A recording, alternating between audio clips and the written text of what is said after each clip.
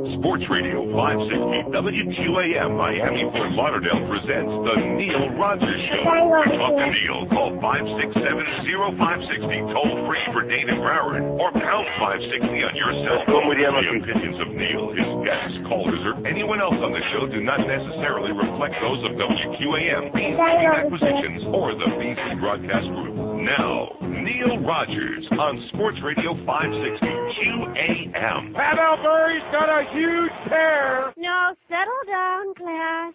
As you all know, we can no longer put up the 10 Commandments in our classroom. Additionally, in an effort to avoid offending anyone who might have been politically, religiously, or ethnically offended by our Pledge of Allegiance, the politically correct arm of the Justice Department has rewritten the pledge so as to be completely non-sectarian and non-offensive to any special interest or protest groups. So let's begin. I voluntarily affirm my devotion to any symbol I choose from whatever my ancestors' country of origin may be, and to the conglomeration of various special interest groups that it symbolizes. A diverse melting pot under a deity that may or may not exist, with the discretion to be divisive at our own whim, and the freedom to burn this symbol or spear it in elephant dung whenever we see fit. Amen. All right, 10:02 at 560 WQM. Happy Thursday to you. That last caller there on the worst team, you had a very good point, but the only question I would ask you, especially with these unbelievable crowds that we're getting at the Mac Arena, They stunk. how many people would actually show up if they took the fighting out of hockey? Which isn't an indictment of the sport itself, because it's certainly the fastest and the greatest game on the face of the earth by not even a contest. But the fact is that the fans, they like that crap. They encourage it. They want it. And without it, maybe some of them wouldn't even come out. You can't complain about the crowds we're getting this year because we don't have any. They stunk. Just like the monks. They stunk. Yeah, they finally took the monks out of there, and they the last monk with the bell, they take it out of there, and after and for record with the monks, guess what? They win last night. They stunk. The monks. They stunk. They stunk. They stunk. The monks. They stunk. Yeah, get rid of it. Well, we got a lot of good stuff today. This fax from Eric, by the way, with our poll results from yesterday, has taken like 45 hours to get through that thing. It's diddling and diddling and diddling. I can see it, but I can't get my hands on it. You know what I'm talking about? Uh-huh. Yeah, I can see it, but I can't feel it or touch it. Here we go. One moment, please. There, finally. Another record yesterday, over 3,770 page views on our website, neilrogers.com. And that's all this one is. How come this is coming through there so goddamn slow, I wonder, today? Couldn't be because we got a crappy fax machine, could it? Uh-huh. Yeah. Just like, is that phone system in, by the way? No. No, I get the good news from Bluff this morning, Bluff Lindsay, They stunk. that, the new Telos phone system that we were promised on February 14, and then we were promised on March number 1, which was yesterday, a couple little pieces of it are here. It's coming piecemeal. And I have a feeling that this company, knowing them the way that I do, is probably buying it piecemeal. Oh yeah, give us the handset first. We can handle that from petty cash maybe, and then we'll buy it one button at a time. We got a new phone system that's been constructed and purchased one button at a time. Now, isn't this the same system that we were told was shipped? Not part of it, but it was shipped last week. Weren't we told that? Uh-huh. Yeah, another lie. They just keep lying and lying and lying and making it up as they go along. Thanks to the Ticket Defense team, by the way, for a beautiful plant. Randy Moltash and all our good friends at the Ticket Defense team. Amy, a gorgeous, a lovely plant. I'm going to tell you, during the show yesterday, it was nothing. But once I left here, even strangers, I'm getting gas at Mobile yesterday. Happy anniversary, Neil.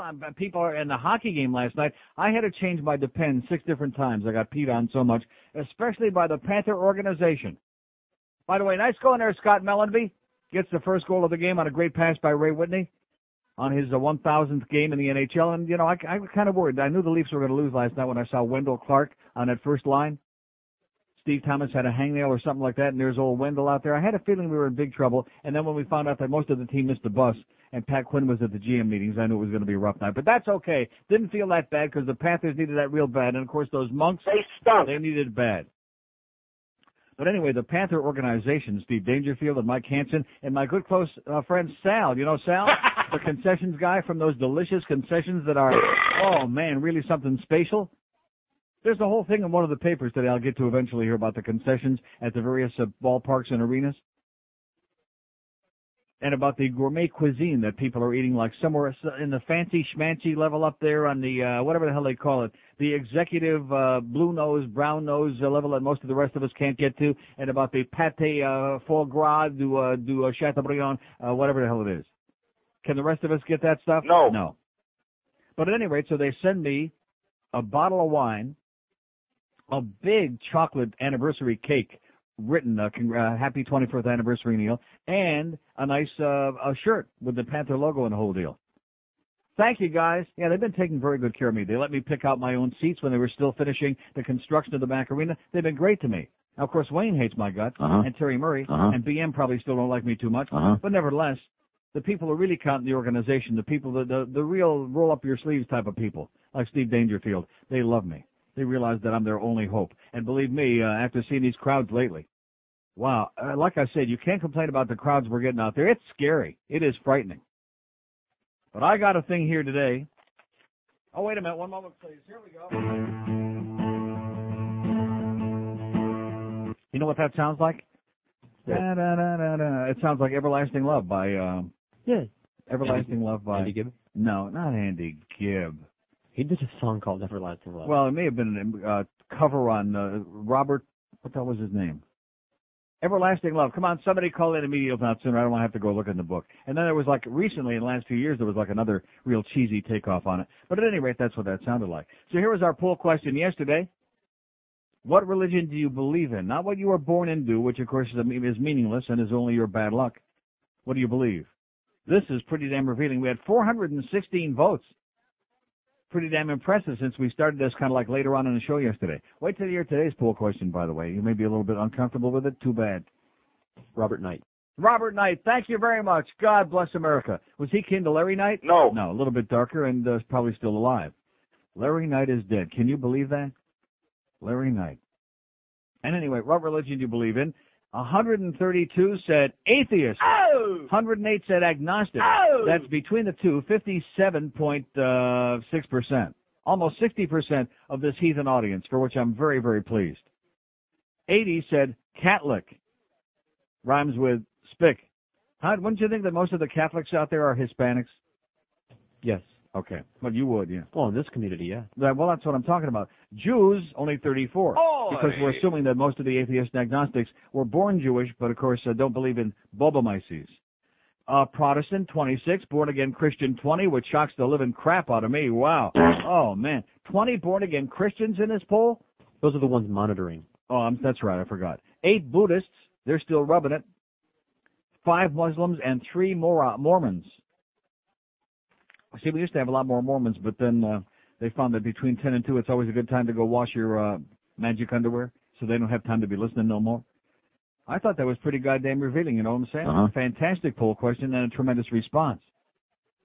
Anyway, we got a lot of stuff on the table, including the shootings near Pittsburgh, the shooting of a little girl, and racial, all kinds of stuff, and this idiotic column by Leonard Pitts, which makes me want to upchuck all over the goddamn place. And I got a column by you. See, I bet you David J. Neal didn't realize that I read the hockey news, and I'm going to read his column here on the air, which I sure wouldn't want to get him fired, that he's actually ripping the Herald in his own newspaper in a publication that I guess he assumes nobody at the Herald will ever read.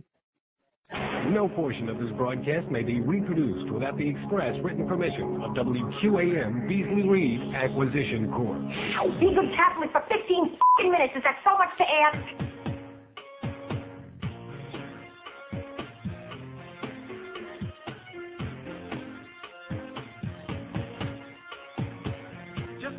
Couple extra large coffees, and then I drank a couple cups of tea. I hope my bladder doesn't start to tear from all the pressure building up in there. Oh yes, it's true, I really wish I could unzip. Telling you I really need to let one rip. You better keep your distance, 'cause this thing may blow. Don't get in my way, because I gotta go. I gotta go. I could write my name and address in the snow. I gotta go.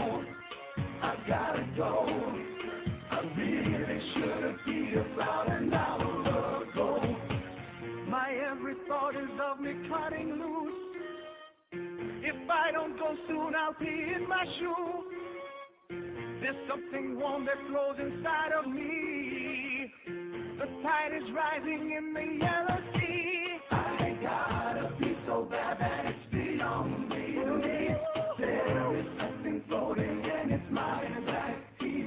Wish that I was wearing some defense, you know. Soon I'll feel something drifting on my toe. Yeah, I gotta go. I gotta go. Gotta go the same way that a rainy horse goes. I gotta go. I gotta go. By now, perhaps you guessed that I have to go. I gotta go. I gotta go. By now, perhaps you guessed that I have to go. Oops, by the way, look at that. I just did a, what's his name? I thought I was going deaf. So anyway, the greatest song of all time, I just took an instant poll, is on VH1 or whatever this is now.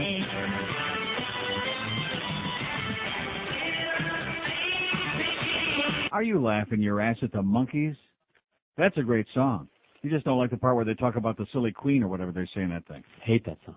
You just have to play it. Daydream Believer, you hate that song? That queen thing. Oh, so anyway, speaking of that, and speaking of David J. Neal, which I'll get to in a second, so I sure hope I don't lose that. No, here it is. Since he's bitching about the Herald's crappy coverage, and he's correct, by the way, if you look in the Sun Sentinel and the front of the sports page today, here's a big picture of Pavel Bure after scoring a second goal of the game and his 44th of the season, which he later on would add to the empty netter. Nice going there, Pavel, even though it's against the Leafs. We don't care. We didn't show up. But at any rate, look at that. Timely Panthers top Leafs, and there's a big picture. Great, great front page of the sports section in the Sun Sentinel. But the Herald, which we know has their own agenda, and since Mickey Arison doesn't own the Panthers, they don't give a crap. Cats skate past Leafs, and here's the little bit, next to the golf crap. Next to golf. In the upper right-hand corner, continued on the inside. But to give you an idea and the great insight that David J. Neal gives you about what's going on, Panthers Notebook by David J. Neal, which is on the inside page 6, right by the standings. Almost all of his thing here is about Anna Kournikova, and Pavel Bure and Sergei Fedorov. Does that have anything to do with hockey? No. No. He ought to be writing a gossip column with the skinhead there. What's his name? Josie Hosey. He ought to be writing with a skinhead. I mean, we all know. First of all, David, you're so slow. Everybody knows the reason that she dumped Sergei Fedorov is he's hung like a butterfly. And, of course, Pavel Bure's got a huge pair. So that's all you need to know about that. He's got like a manly member, as opposed to Sergei Fedorov, who's hung like a gnat. But we'll get back to that, to that gnat in a moment. So anyway, our poll question today: do you consider yourself very racist, somewhat racist, or not racist at all? NeilRogers.com. We'd like everybody to vote on this. You're all anonymous. You don't have to feel like you're going to get suspended for 14 days or fined $50 or $500. Maybe you should explain what the degrees are. Like, what is very racist as opposed to... Well, I mean, it's like what's the difference between asking something subjective like that with atheist or agnostic? Very racist meaning you hate a lot of different groups, or you just hate one group a whole lot? We're talking about black and white. Ah. Remember Michael Jackson, that record, Black and White, which wasn't as good as Daydream Believer by the Monkees, but nevertheless a lot more annoying?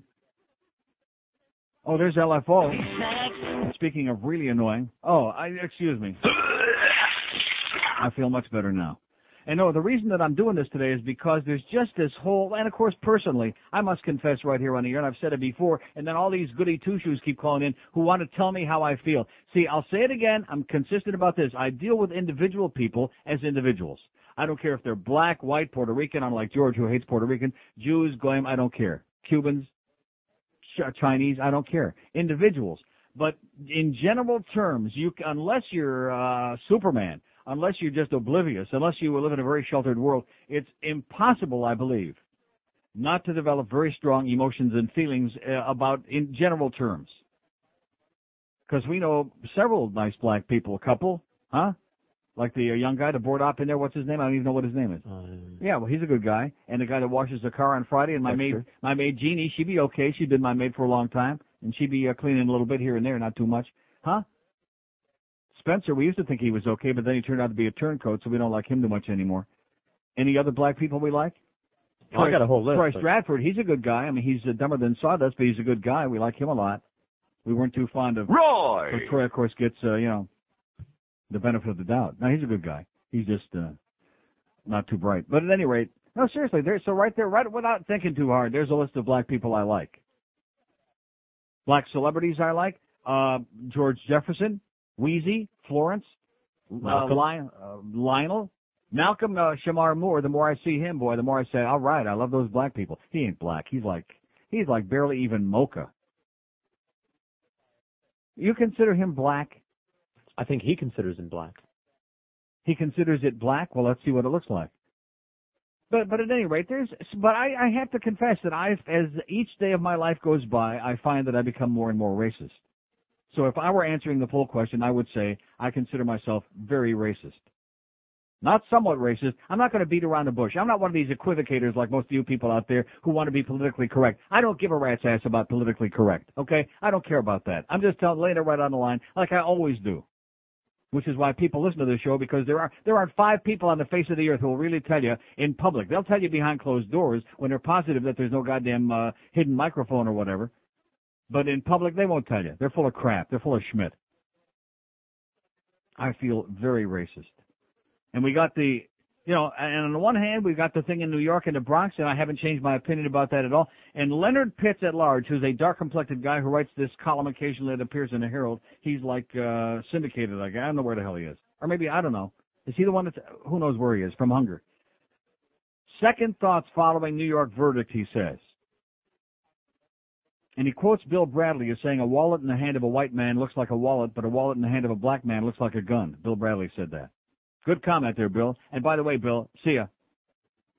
But anyway, Leonard Pitts says, I was ready to jump to conclusions. The 4 black women got in the way, meaning the 4 women who sat on a jury in Albany. And he somehow, I read the whole article here this morning, and he neglects to mention the intimidation factor and the evil looks that they were getting and the tremendous fear that they felt if somehow they didn't come back with the right not guilty verdict, that maybe they might have some kind of a problem in the future of their lives, as short as those lives might have become.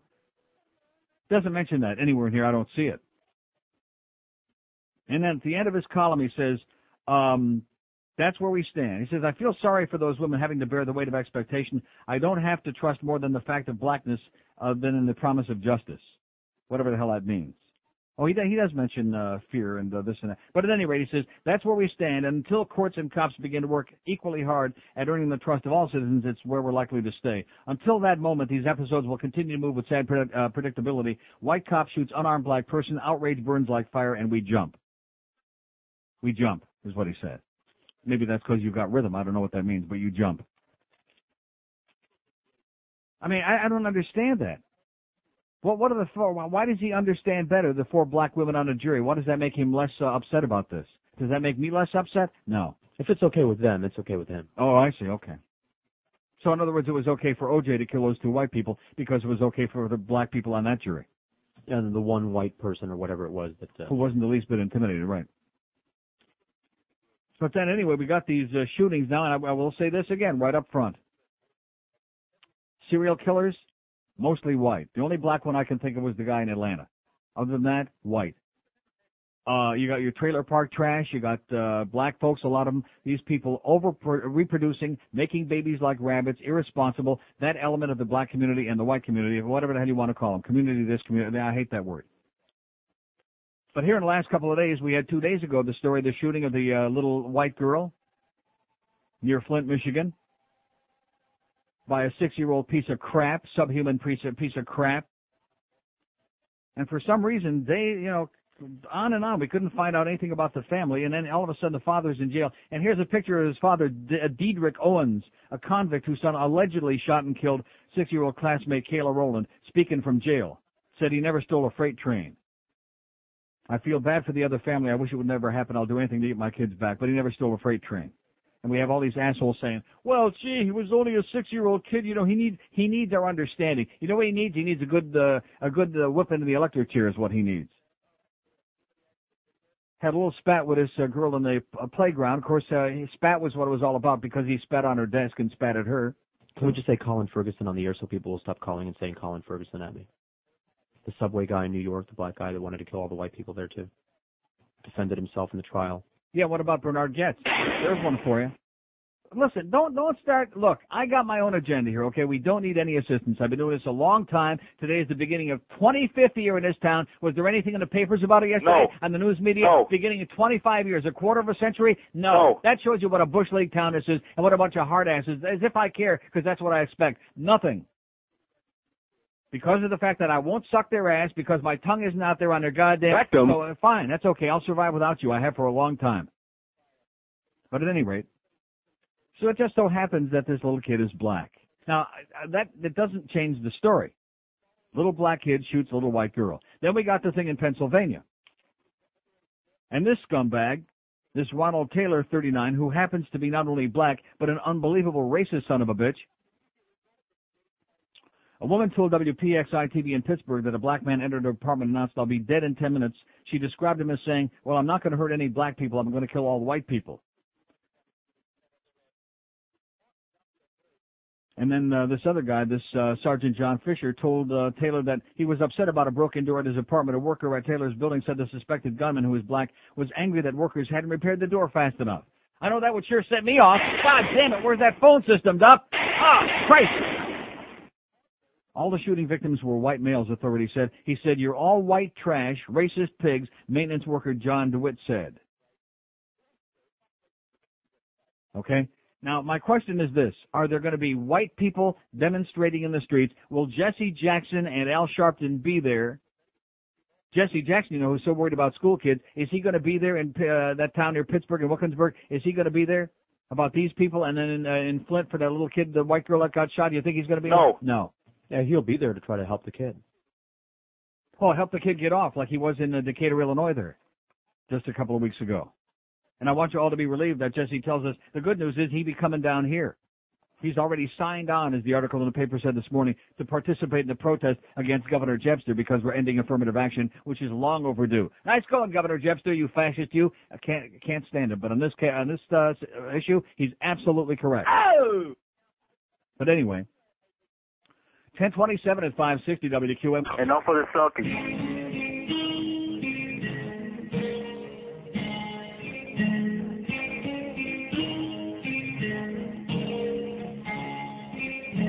I took a call from Ebonics. They said the future be bright for me. Now I can't get no jobs, 'cause I don't got no literacy. I was talking like an old Negro. Ebonics taught me how this way. Now I can't do nothing, but my heritage say that's okay. Change my name to Shufro. Drive a deuce and a quarter, ain't a Cadillac. I remember when I was stealing all the white man's cars, hanging outside the Belvedere bar, crying the blues about poverty. White devils got no job for me, and I thought Ebonics would give my life a change. Now I got to go and sell more crack cocaine, crack cocaine, crack cocaine, crack cocaine, crack cocaine, crack cocaine, crack cocaine. Crack cocaine, crack cocaine.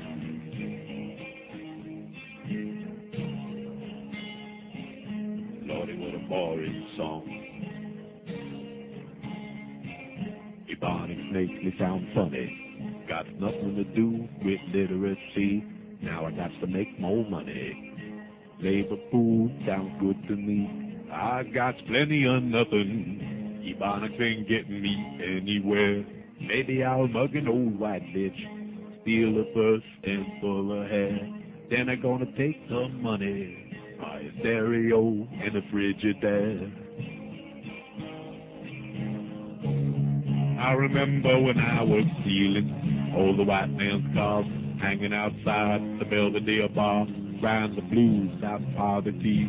White devils got no job for me, and I thought Ebonics would give my life a change. Now I got to go and sell more crack cocaine, crack cocaine, crack cocaine, crack cocaine, crack cocaine, crack cocaine, crack cocaine, crack cocaine, crack cocaine, crack cocaine, crack cocaine, crack cocaine, 10:33 at 560 WQM. So open mail here. I thought I had a bunch of additional anniversary cards there. Did I have an additional bunch? No. I got a bunch of nothing. I have one, which I appreciate Joe in Hollywood. Thanks, Joe. But one other envelope is a bunch of crap. And then this envelope from a wacko lady whose name is Mrs. Schmidt in Boynton Beach. She addresses it to Neil, N-I-E-L, Rogers, Radio WQUAM, with the correct address, though. Nice going there, Mrs. Schmidt. And inside is a card with a picture of Jesus, the Easter Remembrance. As an Easter gift, you and about to be. And then here's another card. Inside of that card, Happy Birthday, Jeb. You're doing a great job as governor. I'm behind you 100%. This is one of the old ladies that sends all her money to Jan and Paul Crotch, no doubt. One of those kind. Another intolerant bitch. See, only assholes, only people who are the lowest form of scum on the face of the earth, at least next to Luann, are, the kind of people that send stuff to this. It's grotesque. Save it for somebody who would like to see it. Save it for somebody who wants it. Do I want it? No. No, Mrs. Schmidt. So at any rate, I'm just curious as to why we have this double standard. And I think there are a lot of other people. Of course, the John Rocker thing now, the arbitrator decided because it was politically correct, he couldn't eliminate the whole suspension and the whole fine, so he cut it in half and the fine down to almost nothing. The $20,000 fine is down to $500, and the suspension instead of a month is down to 14 days. Should there have been any suspension? No. No.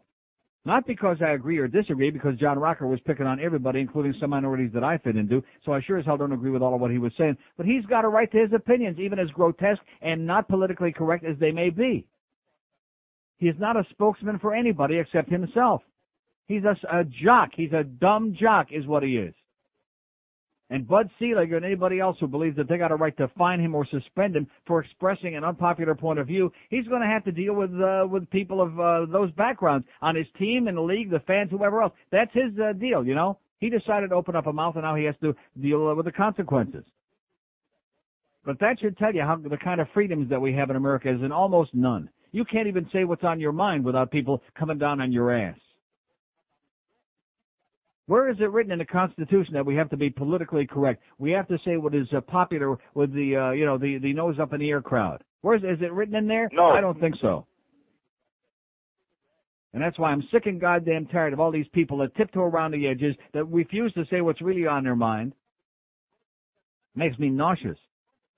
So on the one hand, I can fully sympathize with the family of the dark-complected little guy, the 5 feet 6 tall, little shrimpy guy that got blown away, got his crap blown away in the Bronx by a bunch of trigger-happy cops who went nuts. And there's no other way to describe it. They went nuts. They didn't just make a little mistake. They went nuts. They went ballistic, if you pardon that expression. So I can sympathize with him, and at the same token, I can sympathize with the family of the 6-year-old girl who can't even send their kid to school without having her come home except in a box. And the families of the people, 2 of them already died. Another one is brain dead. And other people in critical condition in the hospital near Pittsburgh. Because, number one, you got a gun-happy society with a bunch of crazy people running around, shooting each other every time they get pissed off about important things, like a parking space, or somebody didn't fix the lock on my door fast enough. Some white trash crap pigs, racist white honkies. See, racism, I hate to break the news to my dark friends out there, racism doesn't have any color. Doesn't have any name, doesn't have any face, doesn't have any color. They're racist in every group. Birds of a feather hate together. Make no mistake about it.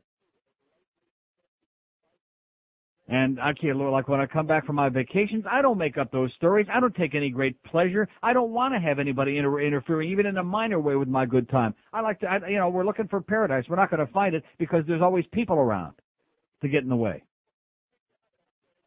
So that trash over there that's busy, hey, coke, crack, that instead of going out and getting an education and a brain and a job in a very free country, they could be doing almost anything they wanted, legal. Instead of that, they're out there peddling crap on the streets, peddling Schmidt, and getting in your goddamn way and annoying you and chasing you halfway down the block if you don't want to buy their crap. I'm tired of the excuse makers. I'm tired of the bellyachers. I'm tired of the Jesse Jacksons. I'm tired of affirmative action. Get you an education. Learn to speak the language properly. Do like every other group of people have done throughout the history of this country. Get a brain. And stop always pointing the finger and blaming Whitey and stuff that happened 300-400 years ago. We're all sick and tired of it. Nauseous from it. puke-induced by it. And this coming from a guy who, considers himself one of the last liberals who will use the word, okay? The liberals are tired of it. Those 10 of us who are left. Tired of all the excuses, all the bull crap. And all this, get out of my way, it's my turn online now, honky bastard you. No, we're not buying that. And I guarantee you won't see any groups of white people, even the goddamn crazy Klansmen, you won't see anybody demonstrating because a white girl got shot by a black kid. Any more than you'll see white people in Pittsburgh marching downtown or blocking off streets because some white folks got shot by a crazy black guy who got pissed off because they didn't fix the lock on his door fast enough. When is the bullcrap going to stop and people start taking responsibility for their own actions, their own bullcrap? And then this business about making babies, just like the Derek Thomas thing that we've had 400 eulogies about, what a wonderful human being he was, never stole a freight train, but he had 7 kids by 5 different women. Was he married? No. No. Well, at least he wasn't cheating on his wife.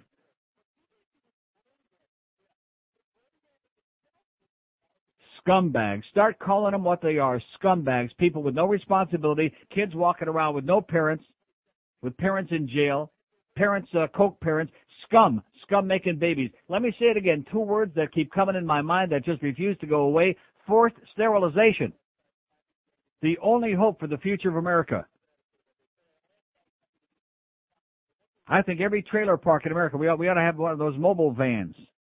And we ought to start visiting every goddamn trailer park in America. Of course, Jerry Springer and Jenny Jones, they'd have trouble filling up that audience every day. 20 before 11 at 560 WQAM. I don't give a shit anymore.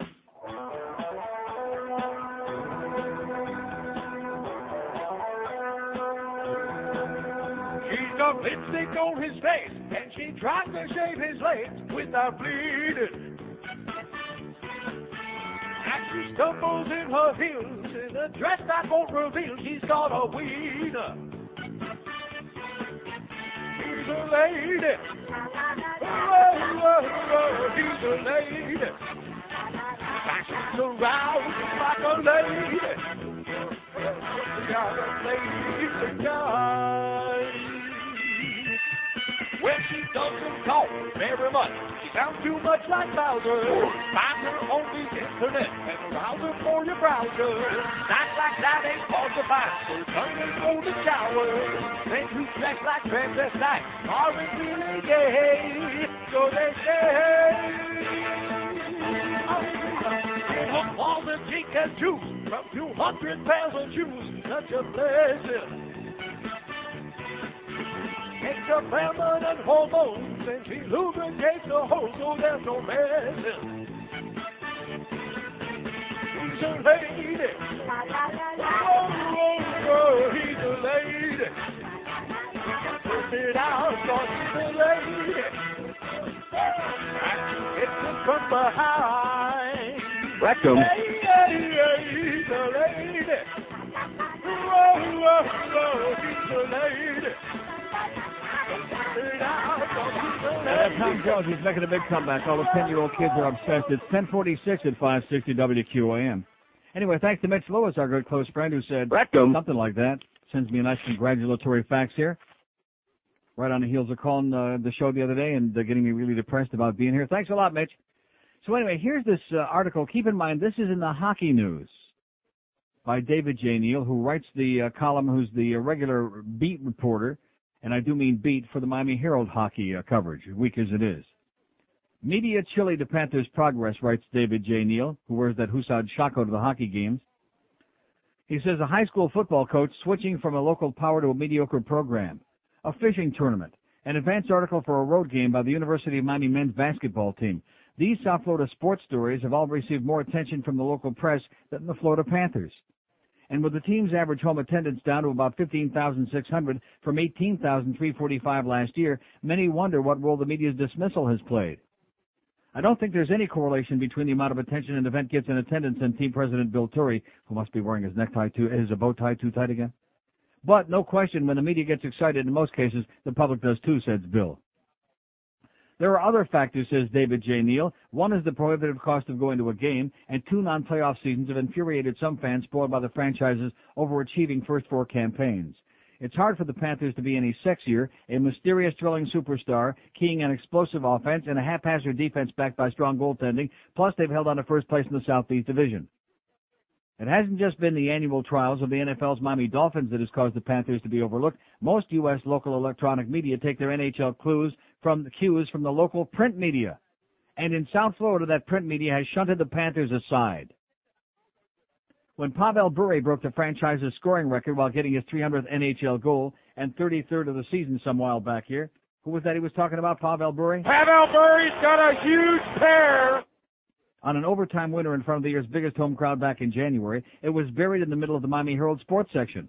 So was the previous night's game, while the high school football coach was on the section front.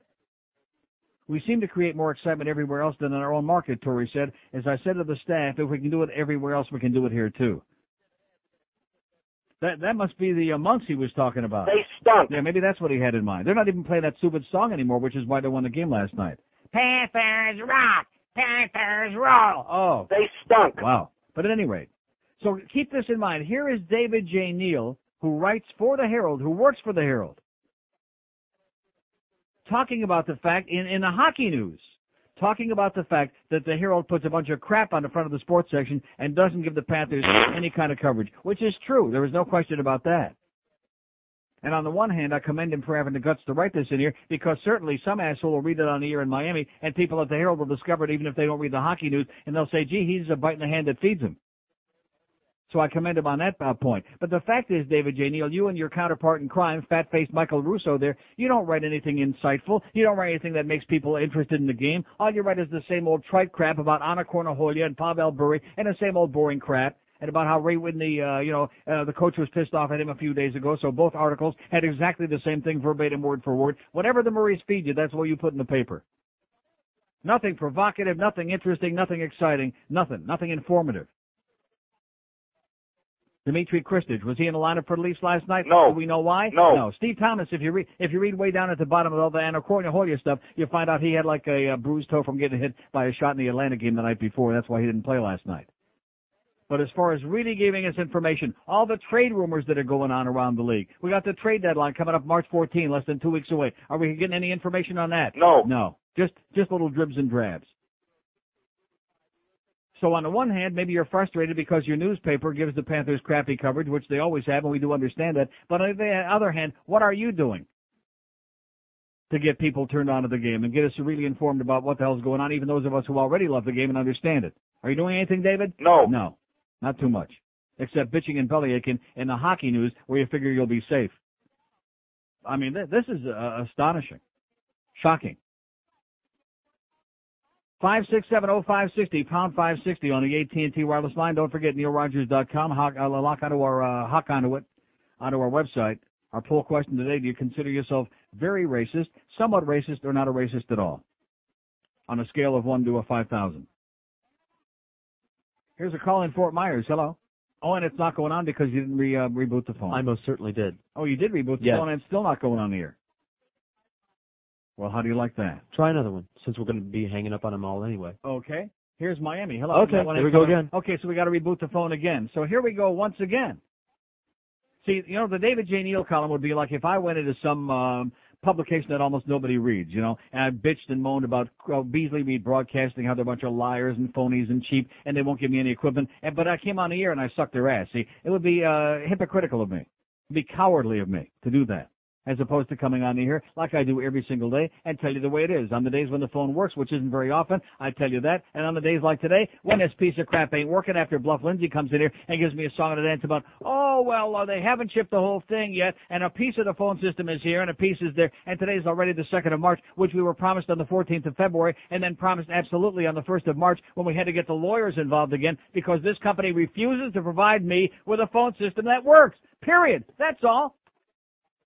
So I'm on the air here for 52 minutes, spewing my guts out, and have to waste my time again and embarrass myself again because the goddamn phone system's a piece of crap that doesn't frickin' work. And you know something? It's getting really goddamn old. Every goddamn day. Just a phone, that's all. It's a talk show. It's a radio show. Just a goddamn phone that works. Do you think you guys can do it? No. No. Oh, but we got this big system coming in. Yeah, you got a system, all right. It's called lying, systematic lying, stonewalling, stalling. That's what it's called. Just, it's unbelievable. We're not talking rocket science here. We're not asking for the blue with little green people on it. We're asking for a phone on a radio talk show that takes phone calls. Hi, how are you? And line 8 just came on by itself. It just worked, huh? It just came on by itself. I'm sitting here clenching my hands, and you just came on like an act of God. Well, I don't think that's possible. You just popped up. You just popped it up. You better take a look down, man. You just popped up like spontaneously, all by itself. I had to call you for two reasons. Did you see the story about the dentist in Coconut Grove? No. Okay. Well, everybody knows that this guy was growing on his balcony and he got busted. Oh yeah, right. Right. Yeah. Okay. Well, get this. Did you hear what charges he was given? No. Okay. He was charged with possession, right? Everybody knows. Come on. Do you remember the old charges of intent to distribute, where if somebody had 2 bags or more, right? It's called the psychic police, right? Well, guess what they got now? Suspicion of intent to distribute. I did love that. Maybe wannabe. We think he might be thinking about it. I have a suspicion that because they're putting that guy in jail, more people like that idiot last week who dragged that 6-year-old to death are going to get out today. Right. Call it a suspicion. Also, I also wanted to call you because that's incredible. In Vermont, you know that they were trying to pass the same-sex equality marriage law, and Dr. Venomous Laura actually gave the number for the governor's office on her show. Yeah. And they bombarded the governor's office with phone calls, driving him crazy. Isn't that great? So you venomous bitch, Dr. Laura. Thank God that she's not a homophobic bitch, that she protests so much. It's just she hates the sin, et cetera, and so on. That's right. And for God's sake. Just keep 2 words in mind, okay? Orthodox Jew. and for Neil's sake, Neil, don't blow a nut and have a heart attack. That's exactly what they want you to do. Ain't going to happen. Good. They're not worth it. Have a great day, pal. You too. Yeah, Dr. Laura, that bitch, that disgusting, bigoted bitch. See, that's okay. It's all right to be homophobic. All you black people are always bellyaking about racism. Yeah, I got news for you. You're like small potatoes. Because it's politically incorrect to say anything racist in public. But Reggie White, speaking of your people, he's a hero. He be a hero. Illiterate, stupid, bigoted son of a bitch. He's a hero, Reggie White. Homophobic and a preacher, too. Don't forget about that. That's okay. And Dr. Laura, she's like a respected talk show host who just happens to be homophobic and psychotic and obsessed with that because she's become an Orthodox Jew. Oi!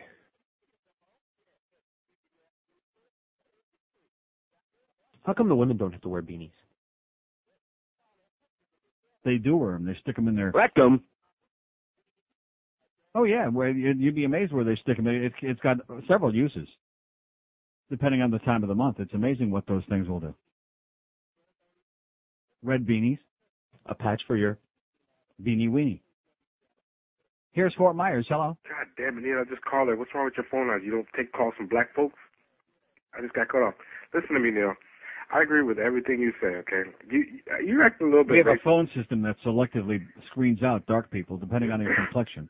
If you're over at 5 on the Richter scale, you get disconnected immediately. I sound a little racist today. Didn't you hear what I said? No. I consider myself very racist, not a little racist. No, I agree with you. Don't sell me short. I'm gonna tell you how much Schwarzer right now. Yeah, I know that. You know. I can be telling that. You can tell by my voice? Right. Well, okay. But I agree with everything you say, you know. I do, because Schwarzer, they want everything, you know, we got Jesse Jackson, we got Al Sharpton. And I'm going to tell you, I don't agree with Al Sharpton and Jesse Jackson. When I lived in Port Charlotte. Oh, boy. I was only Schwarzer there. Mm-hmm. When, after about a couple of years, more Schwarzer started moving in. I got more racism from Schwarzer, from Schwarzer than I did from anyone else. Mm-hmm. You know, you read. Yeah, that's right. They can say nigger all they want, but if Mark Furman says what I say, we're bad guys. I agree. I agree with you. You know, I mean, like, you know, you read your book. If you go to school and you got your books with you, oh, you're a sellout. You move to a different place. Sellout. That's right. You're trying to be like white people, right? Educated. Yeah, and you know, it's ridiculous. You know, I you know, the white folks treated me the best than anything else. You know, and I came from New York. You know. We used to shoot white folks, but not me. But let me tell you something else. George Bush. Puerto Ricans know how to do it. They got the switchblade. It's harder to trace. But anyway. Yeah. George Bush, now, he went to Bob Jones University, right? Yeah, I got to run, pal, real quick. Yeah, okay. Okay, see ya. Yeah. Well, he knows how to run real quick. He was a black guy in Port Charlotte. 10:57 at 560 QM. Motorsports Saturday! Yeah. What was that? That was It keeps changing. That was a rejoin? No. Well, what was it? The in-show rejoin. Well, they changed. As a matter of fact, I'm reading the memo about that right now. And it says... My fault. It says time for the ID. WQAM, Fort Lauderdale.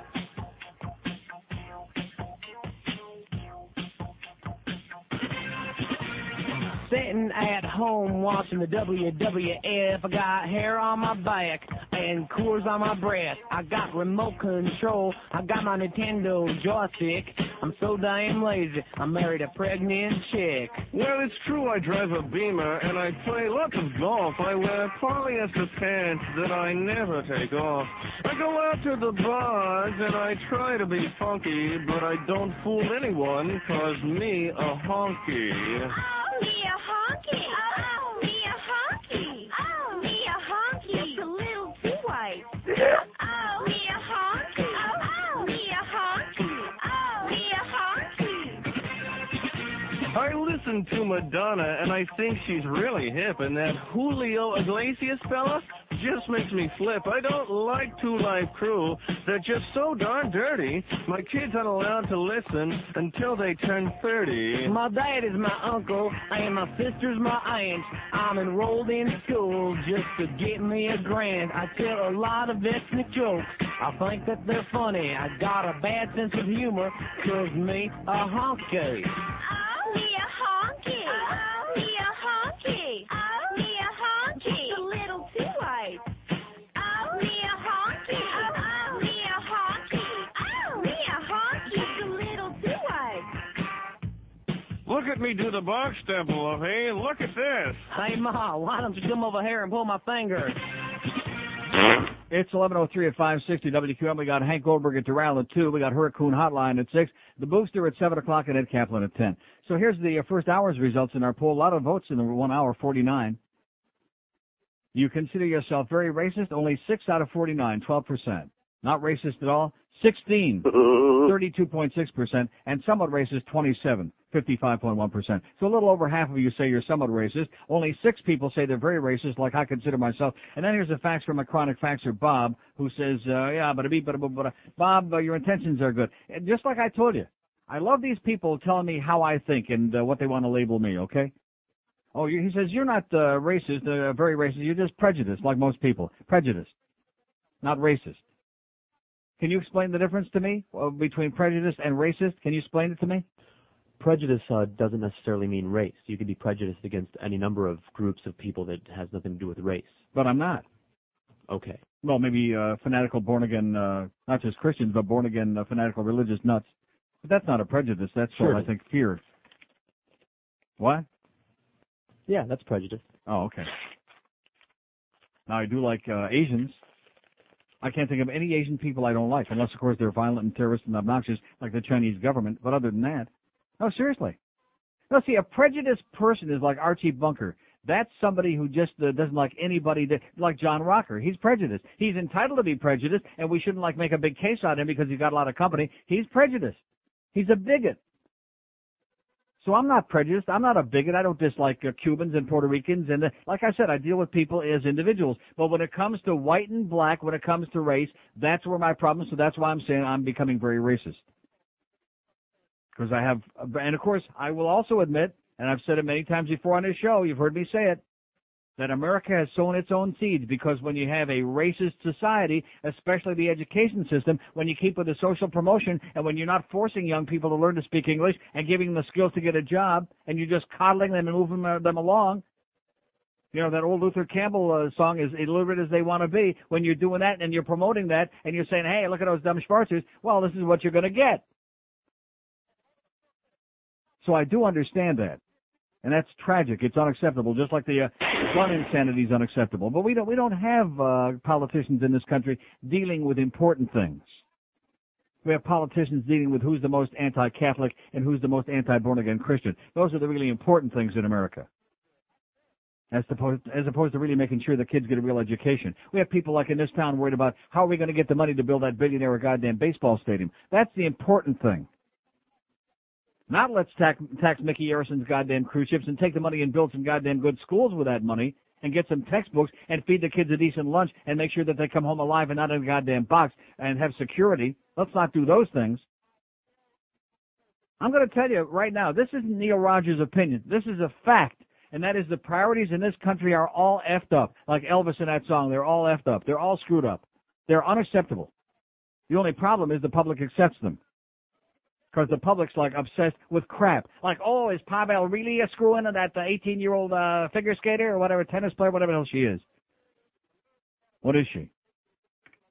That Anna Kournihoida, that 18-year-old hot number that everybody saw. What is she? That fucking bitch. Oh, okay.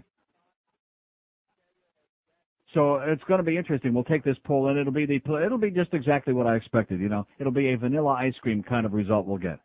Because most of you people can't tell the truth. 56705, just like the thing with Orthodox Jews. Have we ever had one response like that embarrassing thing on 60 Minutes a week ago Sunday? I had one call on that. And the rest of the Jews, they bury their heads in the sand and they pretend that that doesn't exist. Well, you know, we don't like to air our dirty laundry. We don't want to comment about that. Why not? Why the hell not? It would seem to me that you'd be lined up from here to the end of the world to comment about that and say, hey, don't point the finger at me. I'm not one of those barbarians from the Stone Age. I'm not one of those people forcing my kids to walk around with a beanie on his head so everybody can point at him and laugh at him.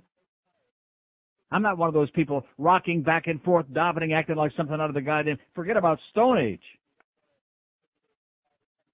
No, nobody wants to talk about that because everybody is politically correct. Everybody's got their nose up in the air, and God forbid somebody should. See, I don't understand it on the website. I don't understand that at all. Because it's anonymous. We're not tracing you. We're not checking you out. We're not going to send somebody to knock on your door 3 a.m. and take your ass away, or the rest of you either. It's totally anonymous. So for once in your life, why not at least be honest? And express the way you really feel instead of just giving some bullcrap, bullshit answer that you expect to be given to make you an upstanding, decent individual. I happen to be a very upstanding, very decent individual, and I'm becoming very racist. And not the least bit embarrassed to say that. Because I encounter too much trash, too much crap. Although, go back to what you said about prejudice. Yeah, trailer park trash, and those are white people. I despise those people. And again, that's a generalization. As individuals, I'm sure some of them are nice folks, and if I met them on an individual basis, I'm sure that, I might like them and their 20 or 30 kids. Or some of them anyway. 9 minutes after 11 at 5:06, and the sheep, of course, don't leave him out in the billy goat.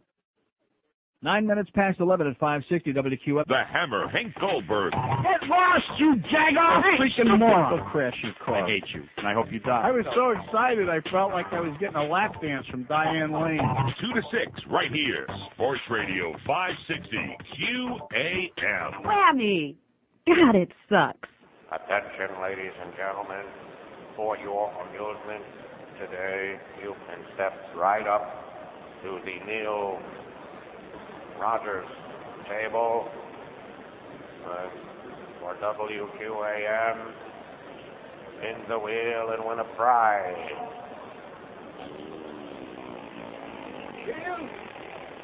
Bill! No, not that guy. The Bill! What do you mean? T-shirt.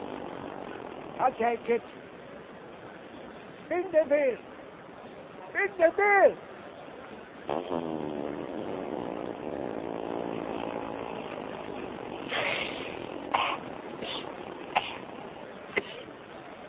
But I'm in a hat.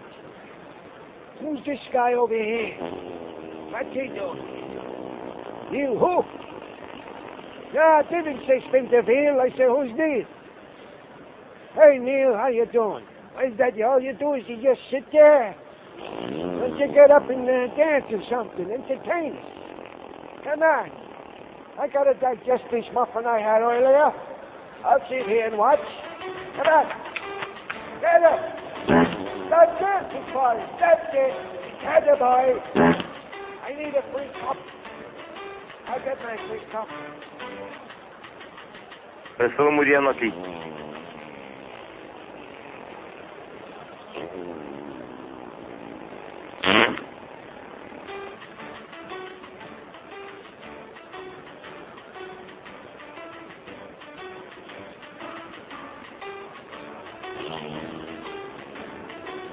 Spin it again, Miguel. A little harder this time, okay? And the wheel, too. It's 11:15 at 560 WQM. President Clinton, lamenting that 13 children are killed by guns every day in America, said today he'll seek a meeting with congressional leaders next week to break the logjam on legislation to require gun safety locks. We need the public aroused on this, he said. He said Congress hasn't passed the legislation because the heat the NRA has put on them. He said the gun death rate has dropped to its lowest level in 30 years, but is still the highest of any major country. Yesterday we had old statistics. 13 children die from guns every day, and that the United States has a higher child gun death rate than the next 24 biggest countries combined put together. How do you like that? Let's hear it. We're number one, goddammit, in the next 24 countries, not individually, but combined. Oh! 5670560. Is that line 4 working today, or is that not? Now we're having these phone problems. Huh? Sounds a little bit like borderline to me, like Madonna might say. I don't know. We'll find out. 5670560, pound 560 on the AT&T line. Here's Miami. Hello. Hello, Neil. How are you doing today? Okay. I was going through your website the other day, and it brought to mind Jennifer Ream. Where is she these days? What does that mean? It brought to mind Jennifer Ream. Well, because I was listening to the sounds that you have of her. Yeah. And I was just wondering where she is. Is she even Brad in Pitt God. Is she what? Is she even in Miami anymore? No, she's in Palm Beach. Oh, lucky her. Anyway, also something else I was looking for on the website, that card about the lady saying you should have a girlfriend. Yeah. If you guys could get it up, I'd appreciate it. Yeah, you work on getting it up, okay? And butch up. 5670560, pound 560 on the AT&T line. Picking up right where I left off here yesterday. And why should today be different from yesterday? Should it be different? No. Of course not. What are we getting for lunch, by the way? They don't care about anything I've talked about here today. What are we getting for lunch? Huh? You tell me. Godfathers? Here's Kendall. Hello. Hello, Nell. Yes? Hi, how are you, Nell? Okay. Haven't talked to you in a while. Long while. And? Happy belated anniversary. Thanks. Listen, it takes all kinds of people in any race to have bad seeds. To have what? It takes all kinds. To have what? To have bad what? There's a bad seed in every bad seed. kind. Patty McCormick, the bad seed. Bad seed. Uh-huh. You know what I'm saying? Squirt. Yeah. Okay.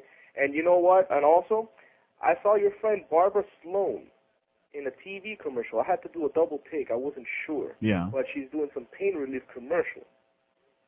And I saw it on TV just the other Well, day. it's probably because they screwed her over Channel 4. She's still trying to eliminate the pain. But that was a while ago. Yeah. That was a long time ago. But I had to do a double take because I said, hey, that there's Neil's pal right there. Barbara Sloan. He used to talk to a lot about her. So might as well bring it to his attention. She's doing commercials now. Mm-hmm. All right, Neil. Okay. Take care. And have a great day.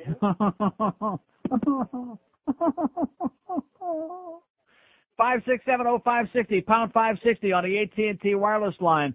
They've got their tongue again today, just like yesterday on my anniversary. But you should have seen it at the hockey game. See, I'm not going to come on the air anymore. I'm just going to hang out at the hockey games. I'm a big star there. They all love me there. They're peeing on my leg. They're peeing on my all over me, man. I'm changing my underwear, and they just keep peeing and peeing and peeing. And by the way, speaking of peeing, I'm so glad I segued into this. As much as I appreciate all the nice things they did for me last night and the cake and the wine and all that stuff, I got to say this. Have you ever in your life heard of going to a sporting event and seeing people being sold beer in a bottle? Are you following this? At a ballpark, have you ever gone to a ballpark? Cups of beer, right? Cups. No. Bottles at the National Yenta Center. Yeah. Now, those are going to look real good when they start throwing those on the ice or hitting somebody over the head with them when they get into a battle. You guys are out of your minds there, the people that run that organization. I don't know what the hell you're thinking about. That must go back to our friend Sal again, Mr. Concession Hotshot. Uh-huh. And by the way, Sal, the reason I gave the cake to Joe Costello and his lovely fiancée, Janina, is I hope that they're still alive today, but nevertheless, we figured if they survived it. I'm supposed to tell you those bottles are plastic. Yeah. And? For what it's worth. And can't they still throw those on the ice? Of course, I guess they can still throw the cup on the ice, but I don't think they're going to do that. Oh, they're plastic bottles. Okay. And, of course, having a plastic bottle is good because then Wayne don't have to give you the cup. It's like when you get a soda. If you want a lid on it, of course, you got to buy it outside. There's some good stuff out on the corner. But if you want to put a lid on it, you got to put your own lid on there and take your own straw, which should be the last straw.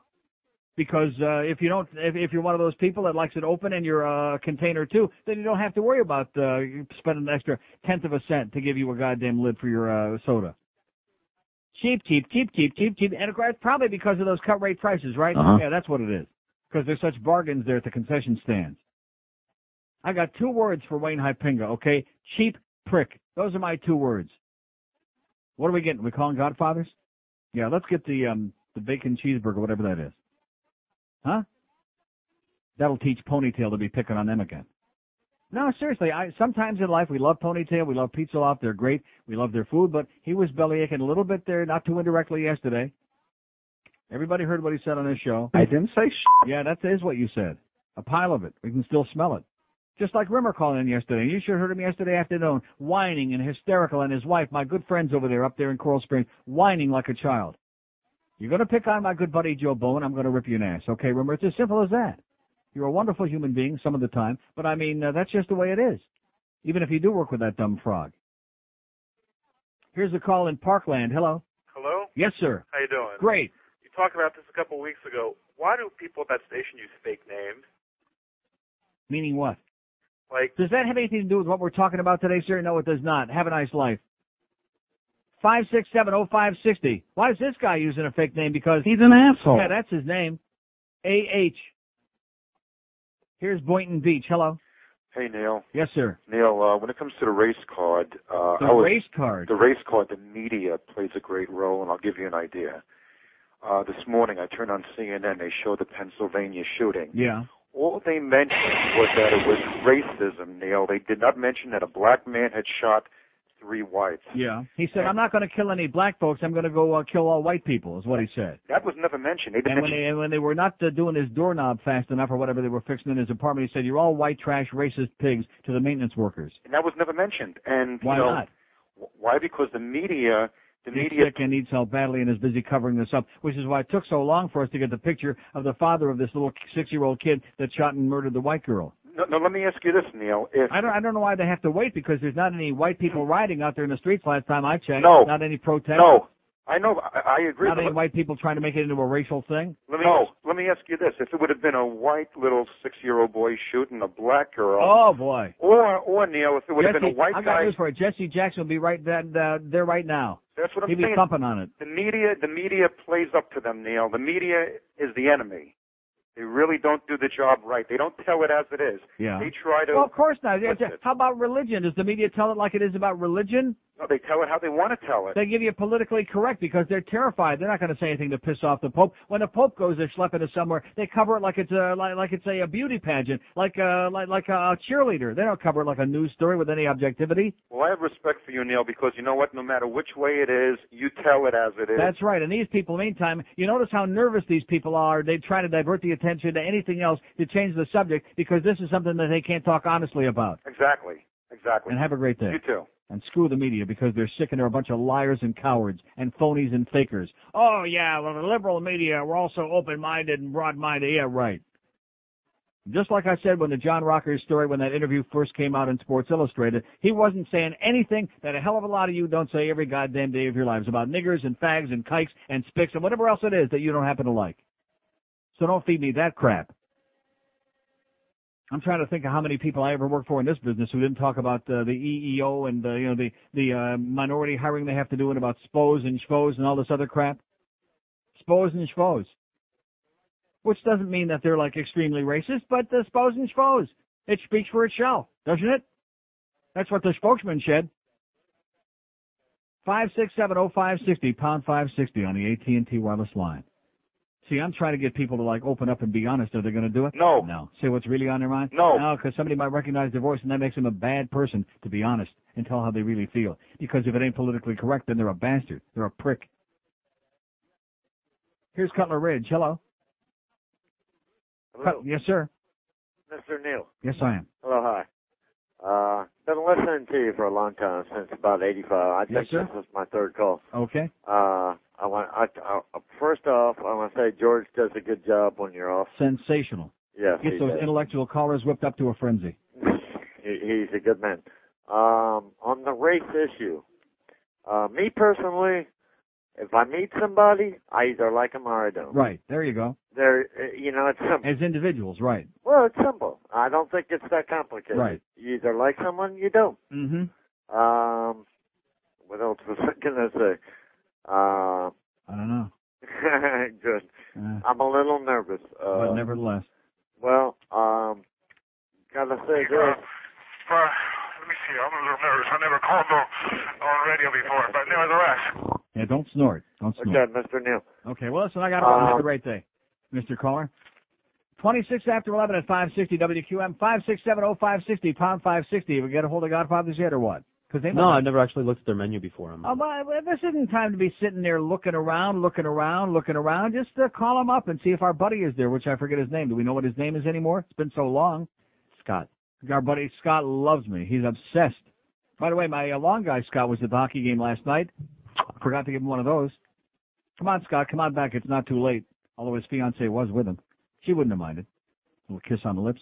26 past 11 at QAM. Pavel Bury's got a huge pair. You've tried the breath-freshening tablets that give you minty cool breath all day long. Get out of my way, you old hag. Oh, what nice breath you have, dearie. Now from the same genius company comes the next logical step in personal hygiene. It's the Sweet Gas Aroma Sweetener. You guessed it. It's the world's first suppository designed to quell your smell. So I was thinking, if we could... Oh, damn it. Why did you... Hey, that smells pretty good. Do it again. Hey, everyone, come here. This is great. Come here, take a whiff of Daniel's ass. The Sweet Gas Aroma Sweetener in suppository form. And look for the new bidet system coming soon. Okay, it's 11:31 at 560 WQM. Happy Thursday to you. It's a great day for the Irish. As long as we're talking about bigotry, of course, about Al Goldstein. That thing with Norm Kent calling him yesterday, that was very irritating, you know what? That was annoying. Sticking his nose in again, trying to be helpful where we don't want his help, like dragging the old lady across the street when she's not crossing the street. You know what I'm saying, Norma? Cut the crap. I mean, what was the point of that? I hate the Irish. 5670560, pound 560 on the AT&T line. Here's a mobile in Fort Myers. Hello. Hey, Neil, how you doing today? Great. Hey, listen, long-time Polak, first-time caller. All right. Oh, we haven't gotten to them yet. Uh-oh. Hey, listen, Neil, the whole thing is the racist, the term doesn't mean anything anymore. Yeah. It's I don't know. Well, what is it? What'd it be? It's because, I don't know, I'm called a racist for being against affirmative action. Yeah. And what's affirmative action? You know what affirmative action is? Affirmative action is unfair. Well, yeah. It's prejudice. You see, affirmative action means giving special privilege right, that's and consideration because of the color of your skin. Special privileges to people because you try to make up for crap that happened 300 years ago. So it means nothing anymore. It's so watered down. Let me ask you this. Suppose you were online at the supermarket, okay, over there in Fort Myers. Suppose you went to the supermarket and you had your 15 or 20 items in your basket, and you went to the line. All of a sudden, some dark-complected person said, "Oh, excuse me, but we have affirmative action at the supermarket counter now. Because I'm black and I've been discriminated against and used to have to sit on the back of the bus, I'm going ahead of you. I'm going to the front of the line now." What would you think? Well, I think affirmative action. It's just so watered down. It's like crying wolf. It's been called. You can't take a Schlitz anymore without being called, racist. Right. And a couple other things. Well, I was at a laundromat the other day. They called it a racist laundromat because there were signs up saying "separate your whites from your coloreds." Okay, pal. Thank you, Neil. You're hired. All right, guys. Okay, his show's starting there in the evenings on whatever the 770. And somebody was telling me yesterday about the crappy signal out stations. God, we already know that.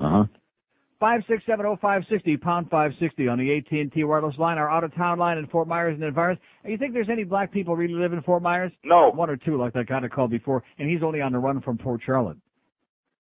Yeah, he's in between stops.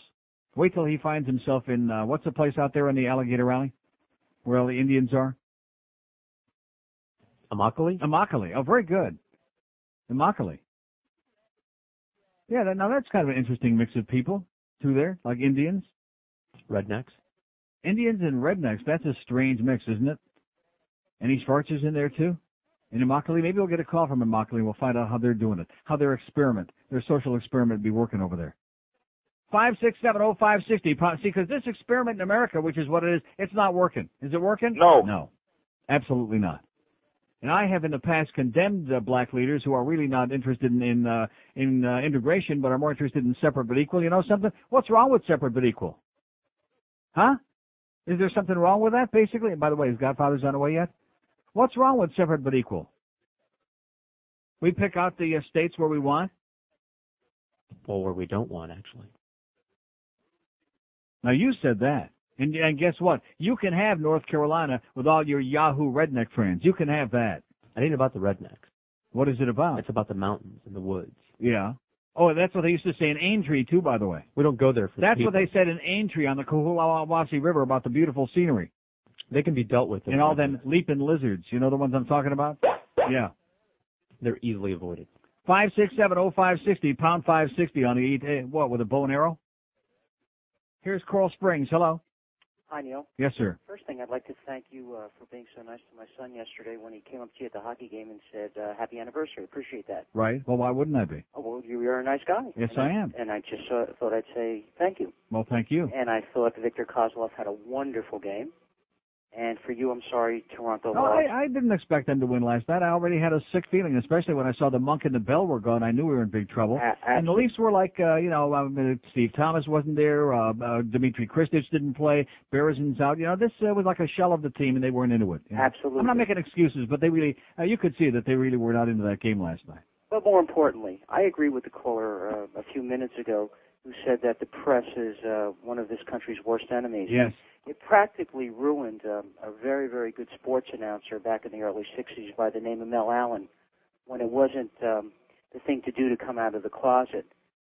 The press leaked that he was in the closet, right, and this cost him his job as the Yankees announcer. It's really interesting because it never really came to light the real reason that he got canned. But that is the reason. Is it really? I never knew that before. I mean, I knew that he was I didn't know, but I had heard that he was gay, but I never really knew that. But that's interesting and it pathetic. is absolutely the reason. I have a close friend who was a pallbearer at his funeral up in Connecticut. Right. And he told me the story, and it was the press that leaked it to the Yankee management.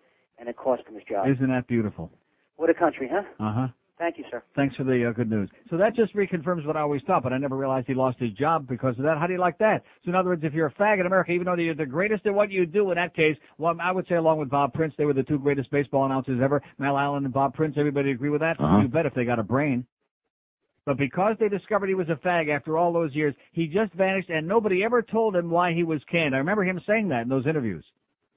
And then all of a sudden he made it back on This Week in Baseball because it became less politically incorrect to have a fag and put him on the air, just like Marv Albert made a comeback even though he made those biting remarks. So this country is loaded with prejudice. Loaded. Filled with it. So I say to make up for all these, I say affirmative action, let's give the fags all the good jobs now. For all these hundreds of years, we already got them? See, that's another thing. Just because you're discriminated against, just because you have to face prejudice, does that mean that you've got excuses? No. That you can't, I hate to use that old expression about lifting yourself up by the bootstraps because that's a disgusting, silly cliche, but nevertheless, can't you lift yourself up by the bootstraps? Uh-huh. Yeah. And get a brain and discover for yourself what's important and how you get ahead? You don't get ahead by being illiterate and being belligerent. That doesn't get the job done. And shiftless and lazy and, and I'm not making any stereotypes, am I? Uh-huh. Oh, I am? But nevertheless. So how come the Jews? How come the fags? How come the Italians? How come all these different groups that have been discriminated against through the centuries? How come somehow they come wherever they wind up and they make their thing and they are successful? How is that possible? And nobody in those groups says, oh, put me at the front of the line because I've suffered discrimination and prejudice and I had to change my name back in the 40s and 50s because I was a Jew. Nobody says that. Nobody says, gimme, gimme, gimme, gimme.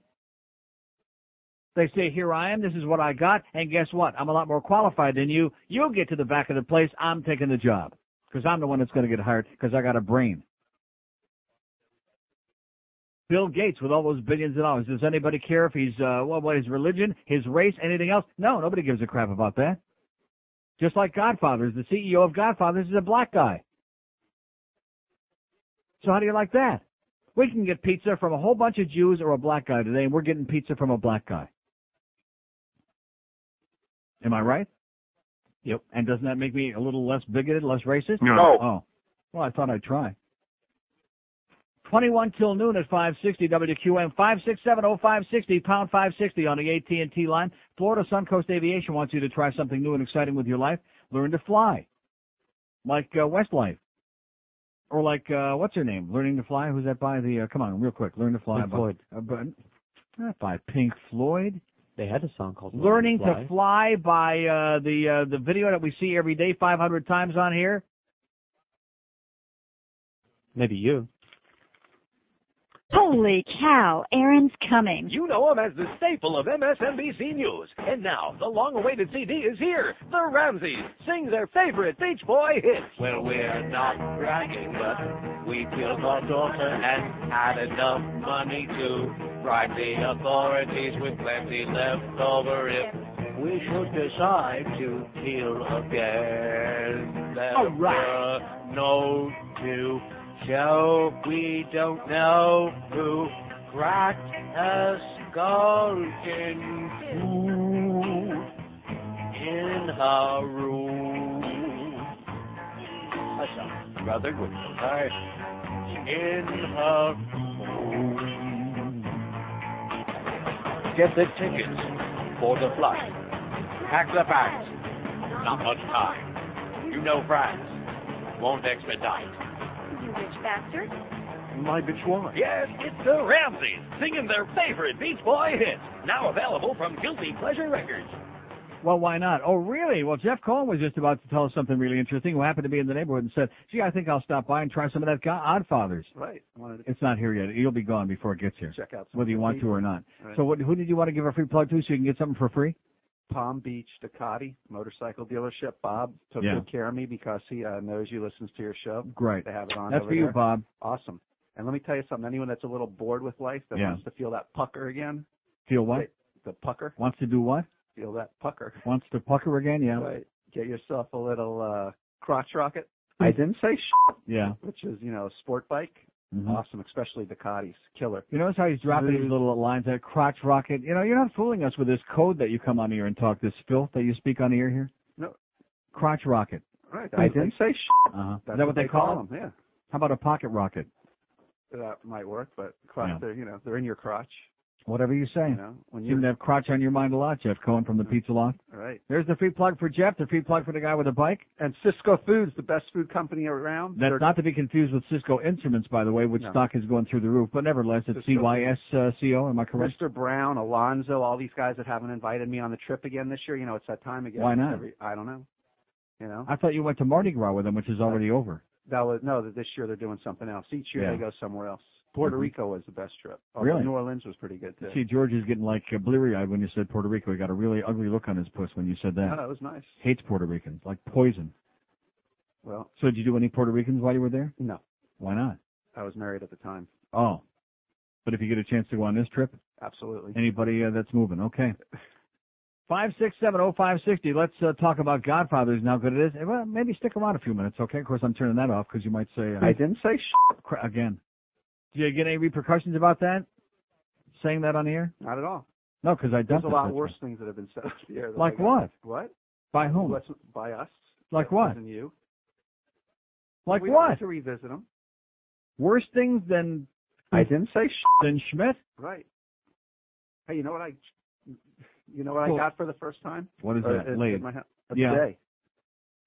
I'd never had used one before. Well, I got news for you. It's not only great to wash off your rectum, but it's good to guard against those diseases, too, when you're spreading it around a little bit too thin or know too about thick. That. I just know that it was definitely pretty awesome. Yeah. Yeah.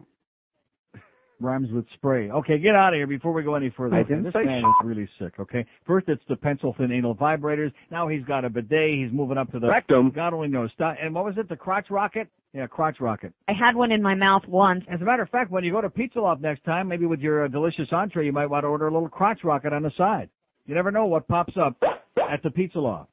I'm going to start doing real kinky spots for your spots from now on. No food, just sex. Here's Miami. Hello.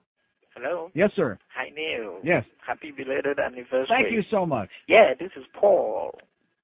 Oh, like I said, I don't think. No, where the hell were you, Paul? I'm doing great. No, I didn't say how are you. I said where were you Saturday that you were supposed to come by? The problem, I could not find the place. I'm not used to Fort Lauderdale. I could not find the place. Well, that's the problem. It's not in Fort Lauderdale. It was in Hollywood, Paul.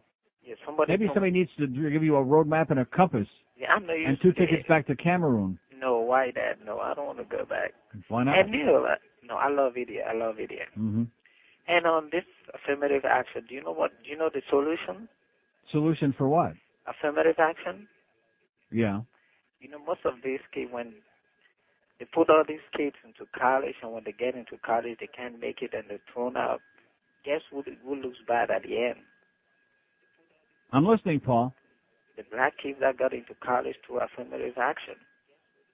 And when they get there, they can't make it. They're thrown How about out. if we just start 600 more NBA teams? You think that might help? Probably. Okay. Well, listen, hang in there, Paul. Yeah. And thanks for getting lost, not coming by. Well, hey, why should he have been alone? Okay, nobody else came to see us under the age of 300. We had a couple. You know, I don't want to make it sound like last Saturday was bizarre. Oh, you had to be there to see it, to believe it. You really had to be there. 5670560, pound 560 on the AT&T line. Out-of-town line's waiting on you. It's wide open. It's sitting there waiting for some provocative statements out there on these things that are going on. Does anybody in this audience have anything to say? No. No.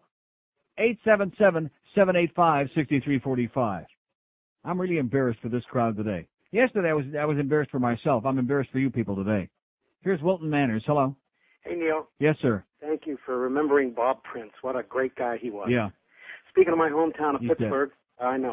I got online to read the Pittsburgh Post-Gazette about this horrible killing yesterday, and the article says authorities are investigating the possibility that the crime may have been a hate crime due to race relations. Possibility, right. Meanwhile, here's a guy that said, I'm not going to shoot you, honey, to the black lady. I'm just going to shoot all white people. And he told the maintenance workers, you're all white trash, racist pigs. Exactly. And later in the story, it quotes him saying that, but somehow it just may have been a possibility. Yeah. Meanwhile, 3 times this past week, people have been victimized, including the little kid that got dragged to death in Kansas City, the little girl that got shot in Michigan. Right. And now these white people in Pittsburgh get shot. Right. All victimized by, people that are minorities. Nobody's out crying, they're killing our children. What are they doing?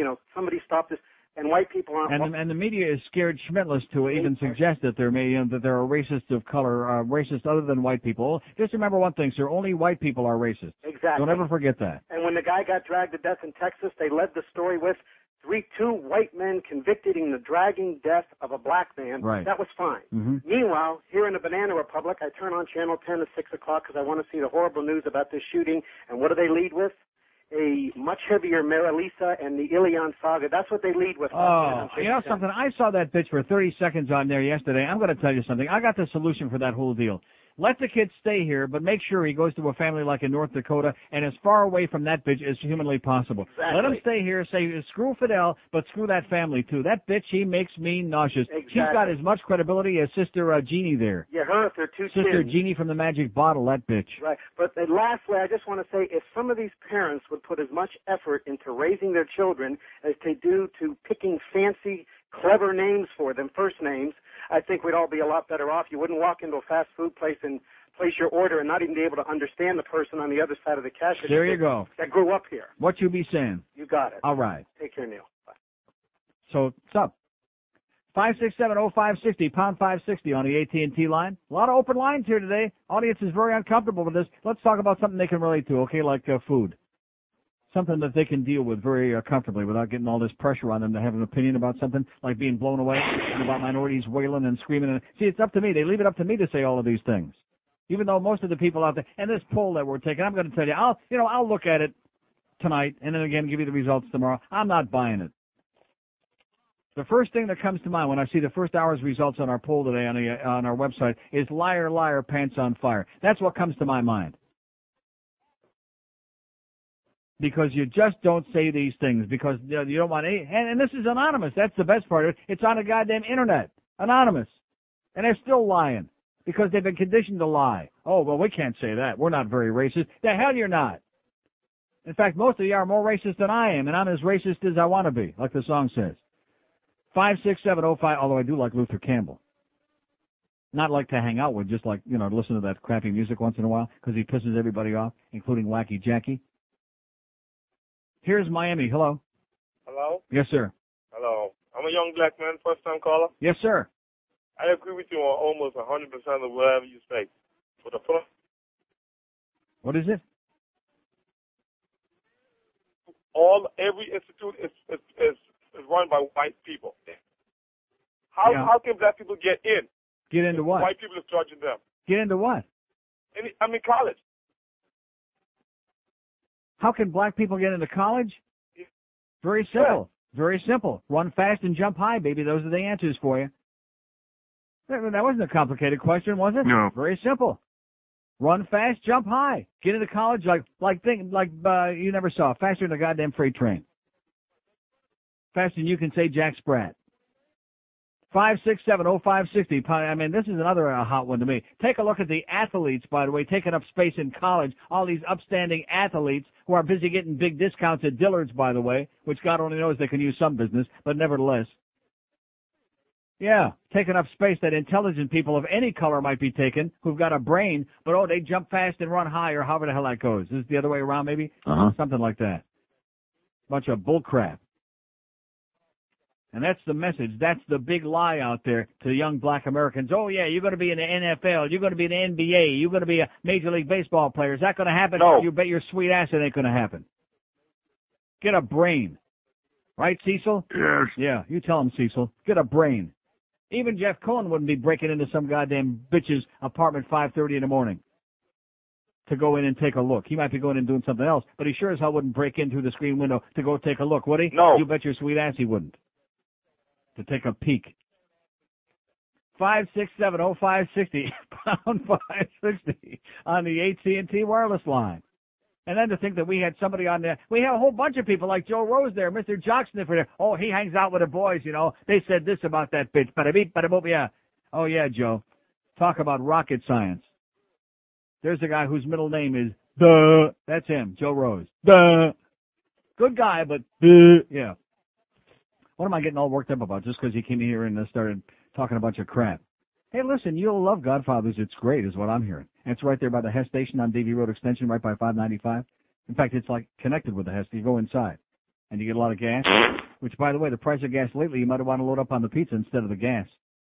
Hey, and you think Troy Stratford's ever going to give me any Pompano Park copy, by the way? No. No.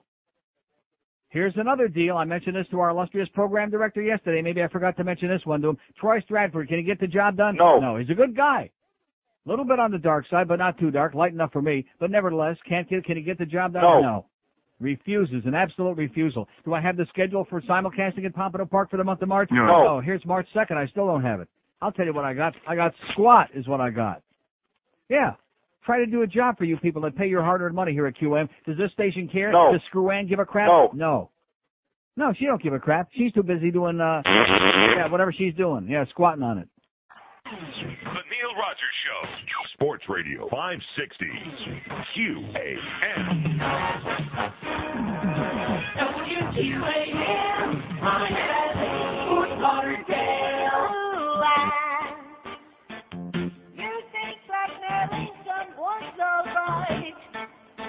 A big black smell, especially a egg chocolate between your thighs. Screw on. You don't think blackmailing a charity's wrong. $2 callers on anybody with a giant pulsing strong. Something don't feel right. What froze up your appetite? Watch last night. So you're inside. Something don't feel right. Screw Am. You be the bitch I bang tonight. I'll smack your head and bruise up your body the way you like. Screw Am. You get my mojo long and strong. Give charity money to OJ and don't care if it's wrong. You blonde and you white, you just be my type. The kind of bitch we like. You know how to do drive. Got a date with OJ tonight. No. So Jeff Cohen says if you want to lose weight, exercise. He's hawking again. He's peddling this exercise. He says when in doubt, pull it out and move it, is what he said. I didn't say something like that. 1202 at 560 WQAM, 5670560, pound 560 on the AT&T line. Out-of-town line for people of any color, 877-785-6345. Here's Fort Lauderdale. Hello. Hey, Neil. Yes, sir. Well, at the hockey game last night, we were going to come over, my buddy and I, and wish you a happy anniversary, but they believes we're losing, so we didn't want to bug you. But happy anniversary. Thanks. What does the fact that we're losing have to do with it? I know people just come up to you. I'm not like some kind of a child, you know. You root for a team, but they don't win every game. It wouldn't be the first time the Maple Leafs ever lost a game. I know. We just didn't want to bug you, but happy anniversary. Thanks. Second thing, got nailed by a porker this morning. Find out this morning my girlfriend, my fiance's grandmother died, so we're running around running some errands. He's hiding in the bushes about 2 blocks from where we live with his radar doing 55 and a 45.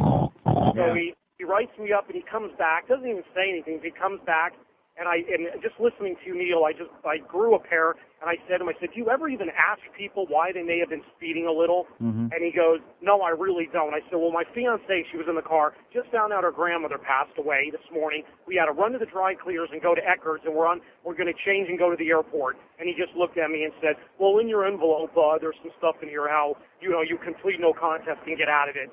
If I could have got out and just killed him, I would have. I mean, it's just so, it's insulting. It's insulting. I can't, you know what it's like. He's got some business to write, man. Don't be confusing him with the facts, you know? Amazing. And the other last thing on the bullet list here, you take people, all of us have, I believe, this prejudice in us. But you take people, if I have to work with a black person, you get to know the person, and you take the person for who he is. Yeah. Same with the Jewish person, same with whoever. I mean, we all group people and stereotype to an extent, but when I have to work with someone, they get along with me, I get along with them. If I don't like them, it doesn't matter who the heck they look like or what they are. But see, that goes back to the individual thing again. I agree with that. You deal with people as individuals, but in terms of the way you generally feel, I mean, please, you've got to admit that there are differences between people you know personally and the way you generally feel about groups of people, even though we shouldn't lump everybody together. You're 100% people just feel correct. that way. It's just natural. And I don't know how there isn't a person, unless they were raised by, perfect parents or had perfect friends. It's just, it's impossible not to have those built in, like you just said, the generalizations of the stereotypes. But when you deal with someone on a one-on-one, you deal with them the way Okay, have a great day. Thanks. Did you just say that already? 2 or 3 times? Okay, thanks. 5670560, pound 560 on the AT&T wireless line. Out-of-town line, 877-785-6345. 877-785-NEIL. Our poll question today on the website on neilrogers.com is, do you consider yourself very racist, somewhat racist, or not racist at all? Jeff Cohen's going to be answering that shortly here on the air. Let's go to Miami. Hello. Yeah, hi. Neil, I got to agree with you.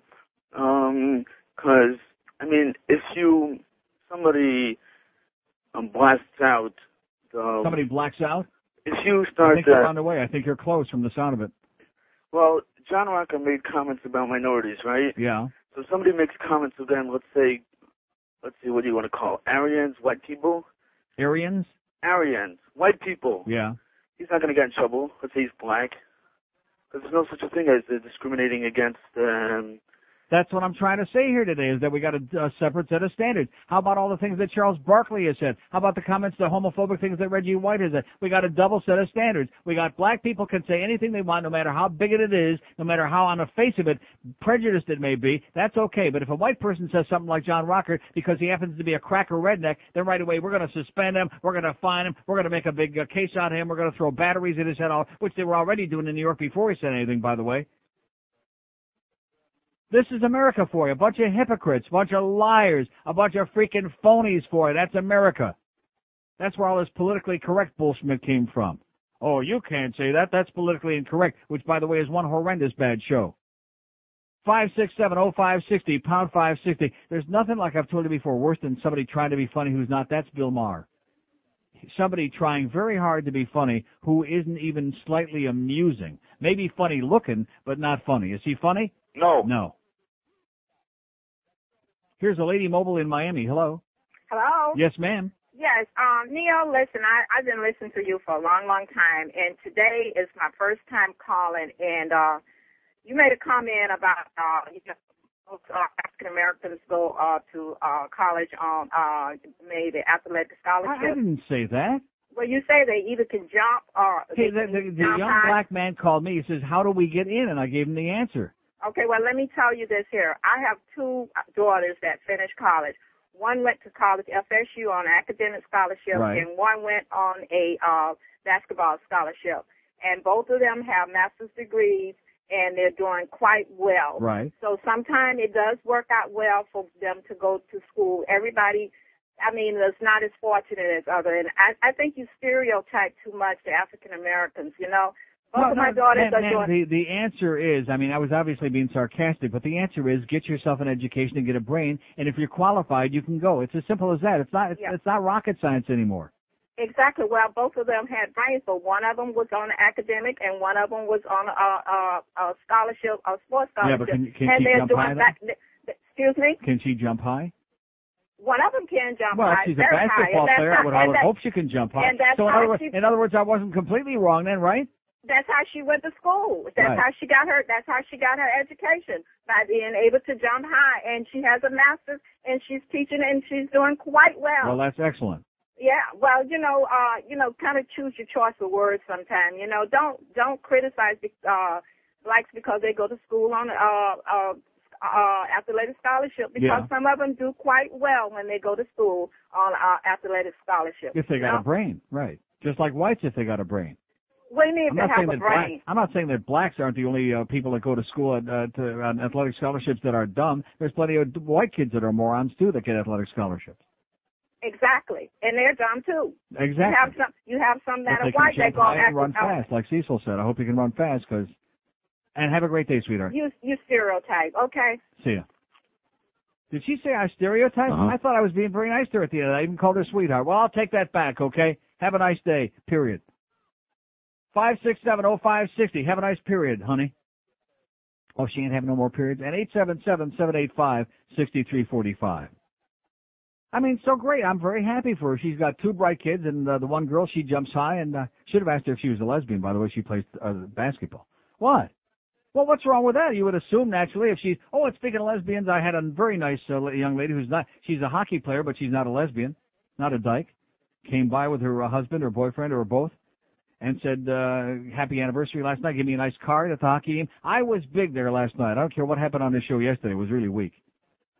But anyway, she also says, you have very good taste in men. She says, you can have Whitney. I'll take Kozlov, is what Kim says. Okay. It's done. Yeah, it's all done. It's 9 minutes after noon at 560 WQAM.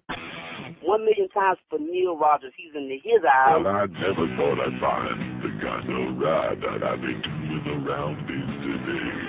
Now it's a classic set of wheels fixed up the way a brother would like it. Now it's been clean and shiny and the trim is gold anodized under my seat. I got a can of liquid cherry, yo. Oh, baby. Coconut, colada, cherry, and me, baby blue. Oh, baby. Shiny little, velvet little, smelly machine took the suspension down, so I bounced down the road in a Benz at a superhighway. Now it'd be hard to stop, no big deal. Someday I'll get around to fixing the brakes.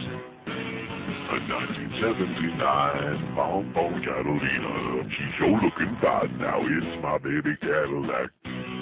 Oh, baby. Coconut, colada, cherry, and me, baby blue. Oh, baby. Shiny little, velvet little, smelly machine. Yo.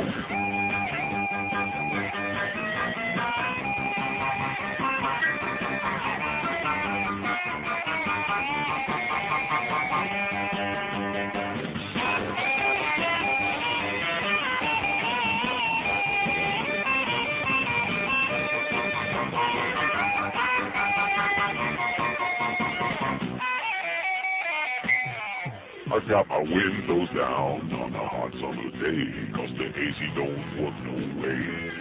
The sweaty fresh fell off seat starts to smell and gets the tussy working overtime. my backseat, you'll find the shiny ground that smell like lilacs. My carpet shiny too, 'cause I've been washing it with on a roll. Oh, baby. Coconut, colada, cherry. Oh, baby. Microscopic wheels going over speed bumps, ain't too smooth. Oh, baby. Fresh velour interior, be fancy to me, baby blue. Oh, baby. Hey. Yeah, don't tell me now.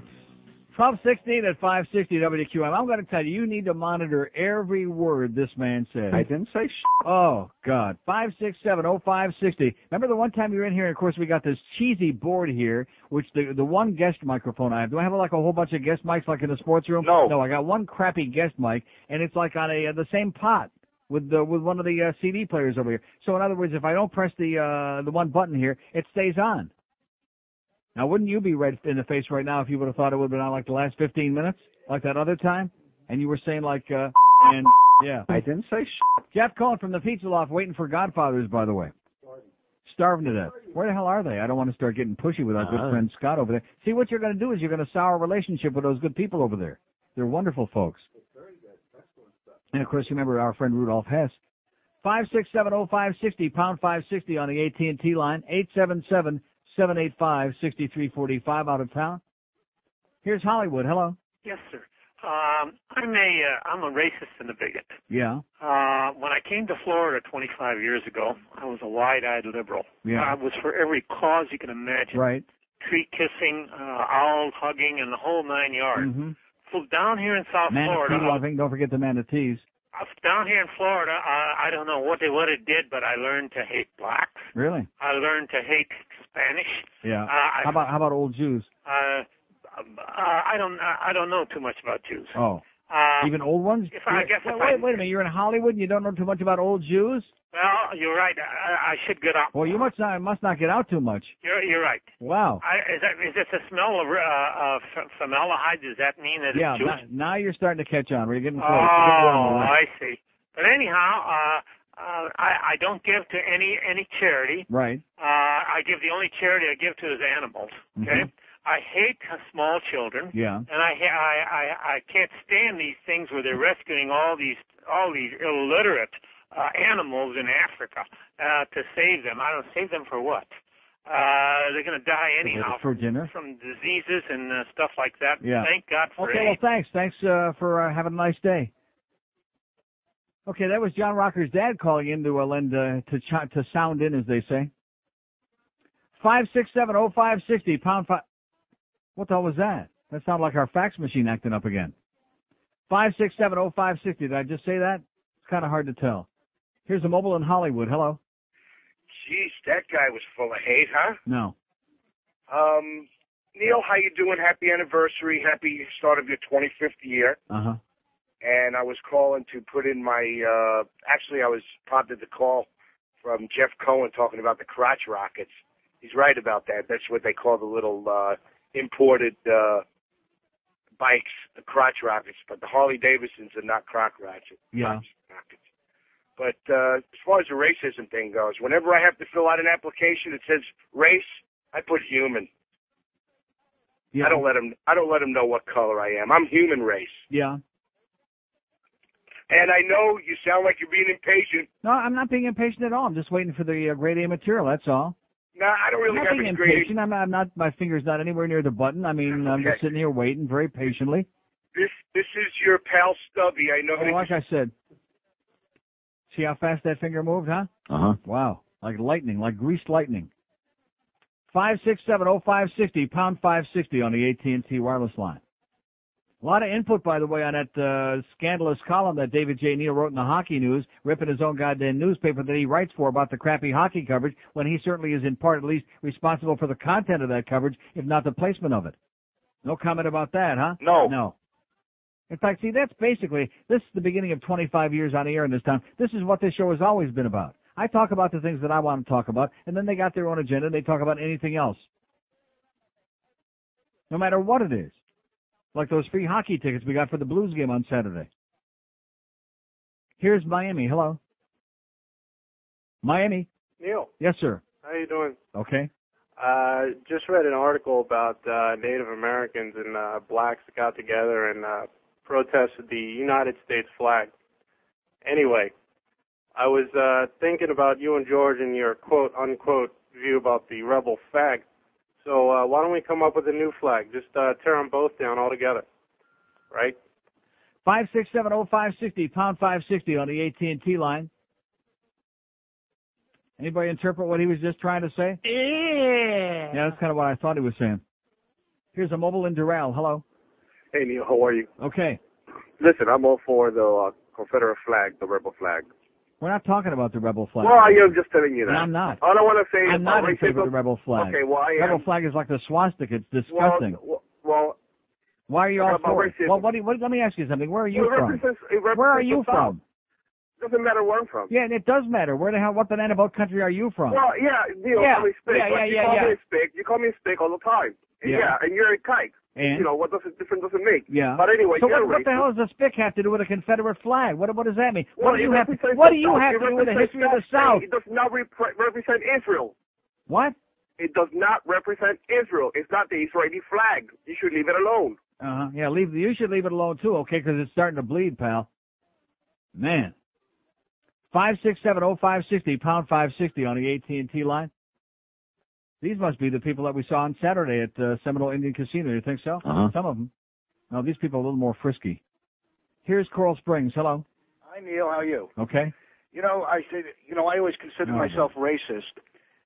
Because, if somebody cuts you off and you see it's a blackface or a Spanish and you find yourself saying something. Yeah, you dumb spick, what are you doing? Something like that.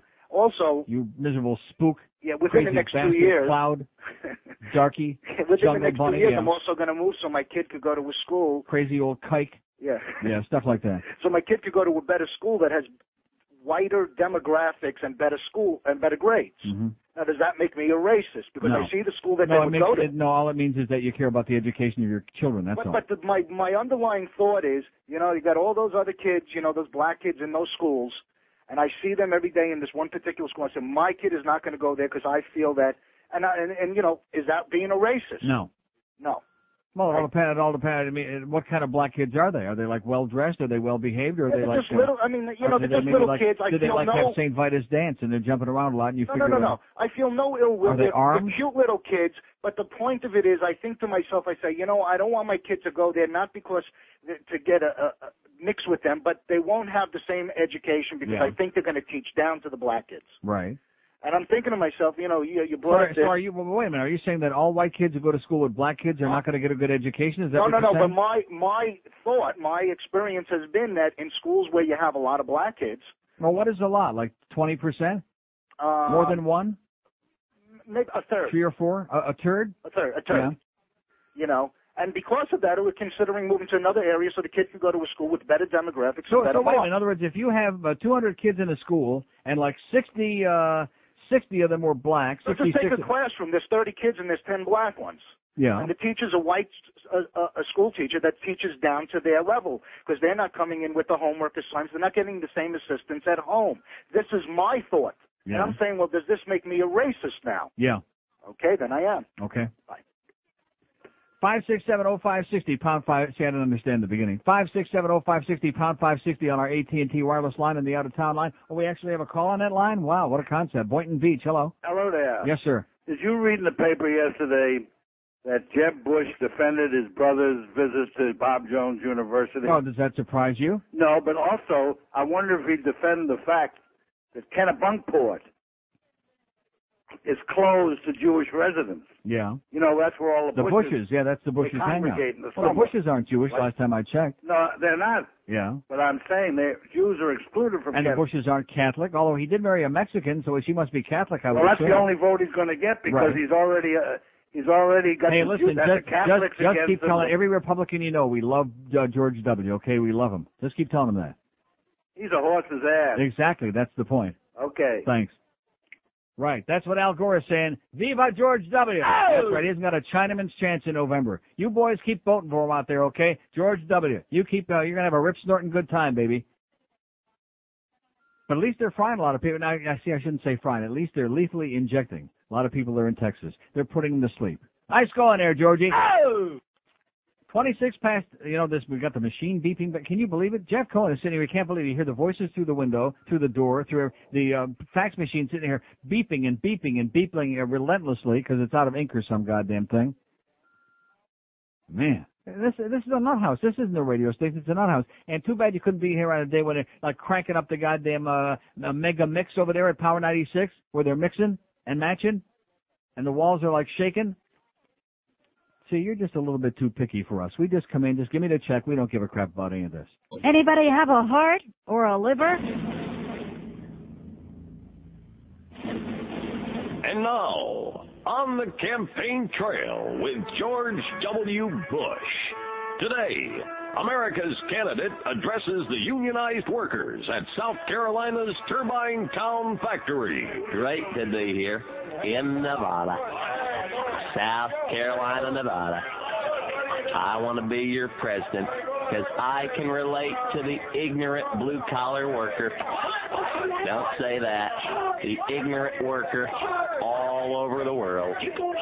Hey, Bush, what do you know about working? Never have worked a day in my entire life. Hands smooth, silky, palm olive, you're soaking in it. Let's go to the next question. Yo, man! Yes, sir. Yeah, well, you gonna legalize marijuana? Good question. Important. Substantive. Marijuana legalization? No.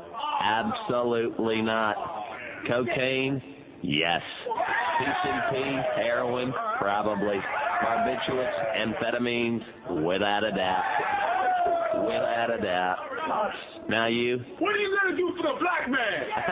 Thanks for asking. First thing I'd like to do, see me one up close. Not too close, no touching. Perhaps maybe get a what? Can I get a what? All right, George W. Bush, thank you very much. We gotta go. Can I get a what? We gotta go. On the campaign trail with George W. Bush. And don't forget his other middle name. Yeah. He'd be bright, baby. He'd be really bright. 1232 at 560 WQAM. Here's Sunrise. Hello. Yeah, under the 60s. Did that guy have Jefferson Airplane? Here's Hialeah. Hello. Hello, Neil. Yes, sir? Neil, that was a great game last night. No, it was not. Well, for me it was. It wasn't a great game for anybody. I mean, the Panthers needed to win it, but it wasn't. How could you say it was a great game? Well, the third period, the third period was pretty good, but the first two periods were coma-inducing. Well, the first period was exciting for us because, I wanted to beat the Toronto real bad. The blue yeah, the Blue Monster. Uh-huh. The Blue Monster. Not an exciting game. I mean, it was one of the most boring games I've seen, especially when you compare it with the first game the Leafs were here, when it was 6-4 and it was great action back and forth and all kinds of good stuff. I mean, the Leafs had 9 shots in 2 periods. How exciting can it be? Yeah, well. Third period was pretty good. I wanted at least for us to shut down a team like that to get them a few shots on goal. Yeah. And it would have been a lot more exciting if Whitney would have converted on those 2 shots he had. Yeah. By the way, Denise's excuse was that he was holding his stick too tight. Okay. 567-0560, pound 560 on the AT&T wireless line. Wow. Here's Miami. Hello. Hey, what's up, Neil? Yes, sir. I tell you, all these race people just amaze me. And I'm from Iowa. I'm not from Florida. All these race people. What does that mean? Racist. I mean, they don't want their kids going to school with black kids. I mean, I'm not even from there. I'm from Iowa, and I went to college here in Florida, and I grew up with black kids and all this. And I mean, it doesn't matter what color you are. Well, wait a minute. What color are you? I'm white.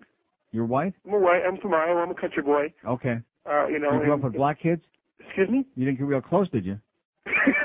What I mean is, I went to school with black kids, and I have black friends, and I mean, I don't think you should judge people by their color. It just matters if they're a good person. I mean, there's white people. I'm not talking about individual people. I mean, that's redundant. That's not the point. But the point is that when you're dealing with groups of people, with political movements, with so-called political leaders, when you're talking about people that are screaming and clamoring for affirmative action and bellyaching about white people, doing horrible things to black people, why isn't it equally as grotesque the other way around? Well, I agree. I mean, unfortunately... How come race became an issue almost immediately in the case of the cops in New York shooting the black guy and blowing his crap away with 41 shots and 19 hits? How come that became racial right away? And Al Sharpton is up there and all these other so-called black leaders. And how come these two stories we've had in the last 2 days, including one where the guy is obviously racist, who said he wasn't going to kill any black people, but was only going to kill these white honky, whatever the hell he said. How come nobody's talking about the racial angle of that? Well, it's unfortunate these things happen. Just like that kid again. No, it's not unfortunate. It's a double standard. That's why. How about the guy in Texas who took that black kid and strung him up and dragged him on the truck for How about him? How about him? He's an animal. He's already been convicted. They ought to fry his ass on the new news today. Exactly. I mean, our society today is just. But how come that was a racial incident when a black man was done wrong, and when a white person is the victim of a black person, it's not a racial thing? Why is that? You're right. It's double standard. I'm just thinking our society today is just going to the crapper. I swear to God. That is correct. Now you're getting your thumb on it. Thanks a lot, Dan. And have a great day. Bye. See you in Iowa. See you in Ames, Iowa. 5670560, pound 560 on the AT. What's wrong with Iowa, man? There's some good corn-fed people out there in the Midwest. Let me tell you right now, Omaha, Nebraska. And by the way, it was nice to see Daryl Sittler at the game last night. Anybody know who Daryl Sittler was? No. Came walking up right past me. I said, hey, the Leafs could use you tonight, Daryl. And he said, what? Here's Miami Beach. Hello. Miami Beach. One more time. Miami Beach, who's mumbling on the other end of the phone, and obviously ain't going to talk to us. 5670560, pound 560 on the AT&T line, 877-785-6345, as we continue probing our intellectual audience. God, we ought to put George on today, you know, because this is an important topic. I can't get the intellectual callers for love or money. They're terrified of me. But if we could just put George on here for just a half an hour, I guarantee you this phone would be smoking, baby, smoking with intellectual swingers. Here's Pembroke Pines. Hello. Hey, hello, Neil. Yes? How you doing today? Okay. Hey, listen, concerning the race thing, man, racism comes from all sides. I don't care from which side it comes. You know, it's going to be there. We're not going to do anything about it. So we might as well accept it. Okay. From all sides. Okay. I accept it. What? I accept it. I mean, it's going to be there. What are you going to do? See how easy that was? Yeah. You have to. It's not going to change. That's right. It comes from Jews. It comes from blacks. It comes from the Spanish, from the Hispanics, everywhere. So there's nothing we can do about it. I wanted to congratulate you on your anniversary. Thanks. And one shameless request. Yeah. Elmer Fudd with I'll the think wagon. about it. I'll think about it. Hey, listen. Yeah. One last thing. My final parting. I'll take some Bush for the next 4 years. 5670560, pound 560 on the AT&T wireless line. Out of town line, Fort Myers, Port Charlotte. Why do I always mention Fort Myers and Port Charlotte? Why do I waste my time with that? I don't know. How about Palm Beach? How about West Palm? How about Riviera Beach? There's some dark folks up there. How about like Singer Island? How about Lake Worth? Living and breathing people in Lake Worth, aren't there? No. No. 877-785-6345. Here's Tamarack. Hello. Good afternoon, Neil. Yes, sir. How are you? Okay. Listen, earlier this week you were talking about problems with your cable carrier. Problems with my cable carrier? Yeah, Media One, the excellent. I was talking about the crappy service they give you. Yeah. I wasn't talking about the Well, cable. it's going to get about worse. They suck. It's going to get worse. Yeah. First of all, when you call to get service, you're not calling Pompano anymore. Yeah. It's Jacksonville. Oh, And isn't that great? Yes, they're Talking covering. to some mugwump up in Jacksonville? Yeah, they're covering not only Florida, they're covering the southeast region. Well, So I'm it's glad not you only warned your me. call. I'm never going to have to call them again. They suck. Well, anyway, I do it's like not, the Roadrunner. It gives you that immediate service, boy. It's on there all the time on my computer. But as far as Media One, they make me sick. it's not going to be Media One for long. What's it going to be now? AT&T just bought them. Yeah. So, just giving you the good news, Neil. Well, first I had Continental Cable. Then it was Media One. And now in the middle of the night, A&T. But I wouldn't be surprised if AOL owns them by the end of the month. Well, when I moved here to South Florida, there were American Cable Systems. Yeah. And then probably Cable. Clear Channel will buy them out for $10 billion. I don't know. And all I know is that they just, within the next couple of weeks, the announcement should be made public. Thanks for the bad news. I know you will like them. Have Okay. a good day, Neil. They suck. Okay, thank you. And by the way, speaking of Clear Channel, how do all you schmucks that are working for Clear Channel making $4.50 an hour? How do you feel about that $4 billion deal they just to buy some horseball company, whatever it was yesterday? Yeah, $4 billion. It's like when we were working for Cox Enterprises at IOD. Oh, we've tried everything we know to make money. Yeah, in the meantime, they're buying up cable companies and newspapers and garbage cans, every goddamn thing under the sun, billions and billions of dollars. And we were like easily dispensable. Like undergarments, we were dispensable. That's for you, Bob Neal, okay? All you little assholes up there in Atlanta, in Mugwumpville. And you know something? I don't see what the big deal with John Rocker is. He's perfect for Atlanta. I mean, yeah, they got a lot of Schwarzers up there, but as far as the white people are concerned, I would say he's the definitive white guy from Atlanta, John Rocker. Wouldn't you agree with that? Uh-huh. Yeah. He's a good old boy. It's a good old boy town. It's Redneckville, baby. It's Yahoo land. It's Ernie Johnson land. Yeah, Mugwump land. In fact, the slime from Atlanta runs downstream right to Aintree. 20 before 1 at 560 WQM. I stick motherfucking provolone in my socks at night so they smell like your sister's crotch in the morning. Well, which of the 10 contestants will hit the air? Sitting directly across from Regis's chair. I suppose no one knows how it goes, so you're directly in the throes. Then if you miss, everybody says he blows. Get the fastest finger and you're on your way. It must feel great to make ABC pay. Just think of the cash, what a stash. Imagine the big old bash. If you pick to play and you go all the way. Use the lifeline for a friend or ask the audience. Use your 50-50 if my friend you're out of sense. 30 million people sitting watching you. What to do? I would just cry boo-hoo. Now here's a tip in case you win on what to wear. Be looking fly, wear a tie, bring extra underwear. Now keep your thinking straight and clear. Remember there's nothing to fear. You could be a brand new millionaire. 1246 at 560 WQM. Let's see. Let's take a look and see how the market is doing today, just in case the food don't show up on it. I want to see, what is this? We don't have time. We want the arrows. We want the stuff. They got a DirecTV thing here in the middle. You know what I'm talking about? A promo for stars. Oh, here we go. The Nasdaq's down 36. You know what that means for the Dow? I bet it's in the crapper, baby. Oh, it's only down 12. Thank God. Whew. 5670560, pound 560. Come on, let's go back to the old economy. This crap that they're coming up with now, the old economy against the new economy. Please, don't watch that stuff. I don't care what my friend Ted David says. He needs the job, but believe me, they're crazy people on there. They have no idea what they're talking about. Here's a mobile in Perrine. Hello. Hello, Neil. Yes? I was listening to the Panthers game last night on the radio, right after the second goal. Yeah, I know Jiggs threw me a shot. I forgot about that. Somebody told me. Right? Said, who's the guy in the blue jacket leaving? Is that Neil leaving already? Yeah, no, it was not. The building. No, is that Neil Rogers? No. Anyway, my sister's a little too nervous to talk to you. But by the way, Jiggs, you're still a good guy and your work still blows. But anyway. Should I listen tonight to his interview with Eddie Kay? Oh, yeah, that should be. No, he's a very interesting guy. He knows the sport inside and out. But he didn't leave. No, he did not. Okay. Why would I leave in the first period? That's Jiggs. Yeah. Like I was saying. Tell him the Jiggs is up. My sister's too nervous to talk to you, but she told me you know what she's talking about. She wants to tell you, even though she's innocent, she hoped Michelle's fries. What do you think? No way. Why would your sister must be one rotten, nasty bitch? Why would you say that? She helped this poor Lizzie. Yeah, poor Lizzie. You know something? Lizzie's going to make this miraculous recovery. It's only leukemia. Don't worry about it. Lizzie will be okay. We got to worry about, you know what's going to happen? Well, you know, watch it anyway. Have a great day. No, we got to get Michelle out of her coma. Vanessa. Get Vanessa out of her coma before it's too late. See, how about a soap opera where good things happen? I mean, probably wouldn't get any ratings. It would be boring. How about a soap opera where something nice happens for somebody once? Is that possible? No. No.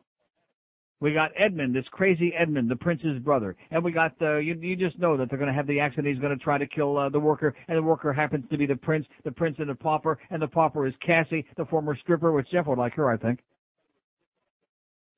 No, but seriously, I mean, and Michelle, she's going to go away for a murder she didn't commit, and poor little Lizzie, she's got leukemia, and Philip and Beth, and this one and that one, and Beth is going to have Philip's baby from when they were dying in the plane, and did it one last time, and all of a sudden she's pregnant again by her former husband. Like I said, if you think you have problems, just watch a soap opera, and you'll feel so much better about life. I'm telling you right now.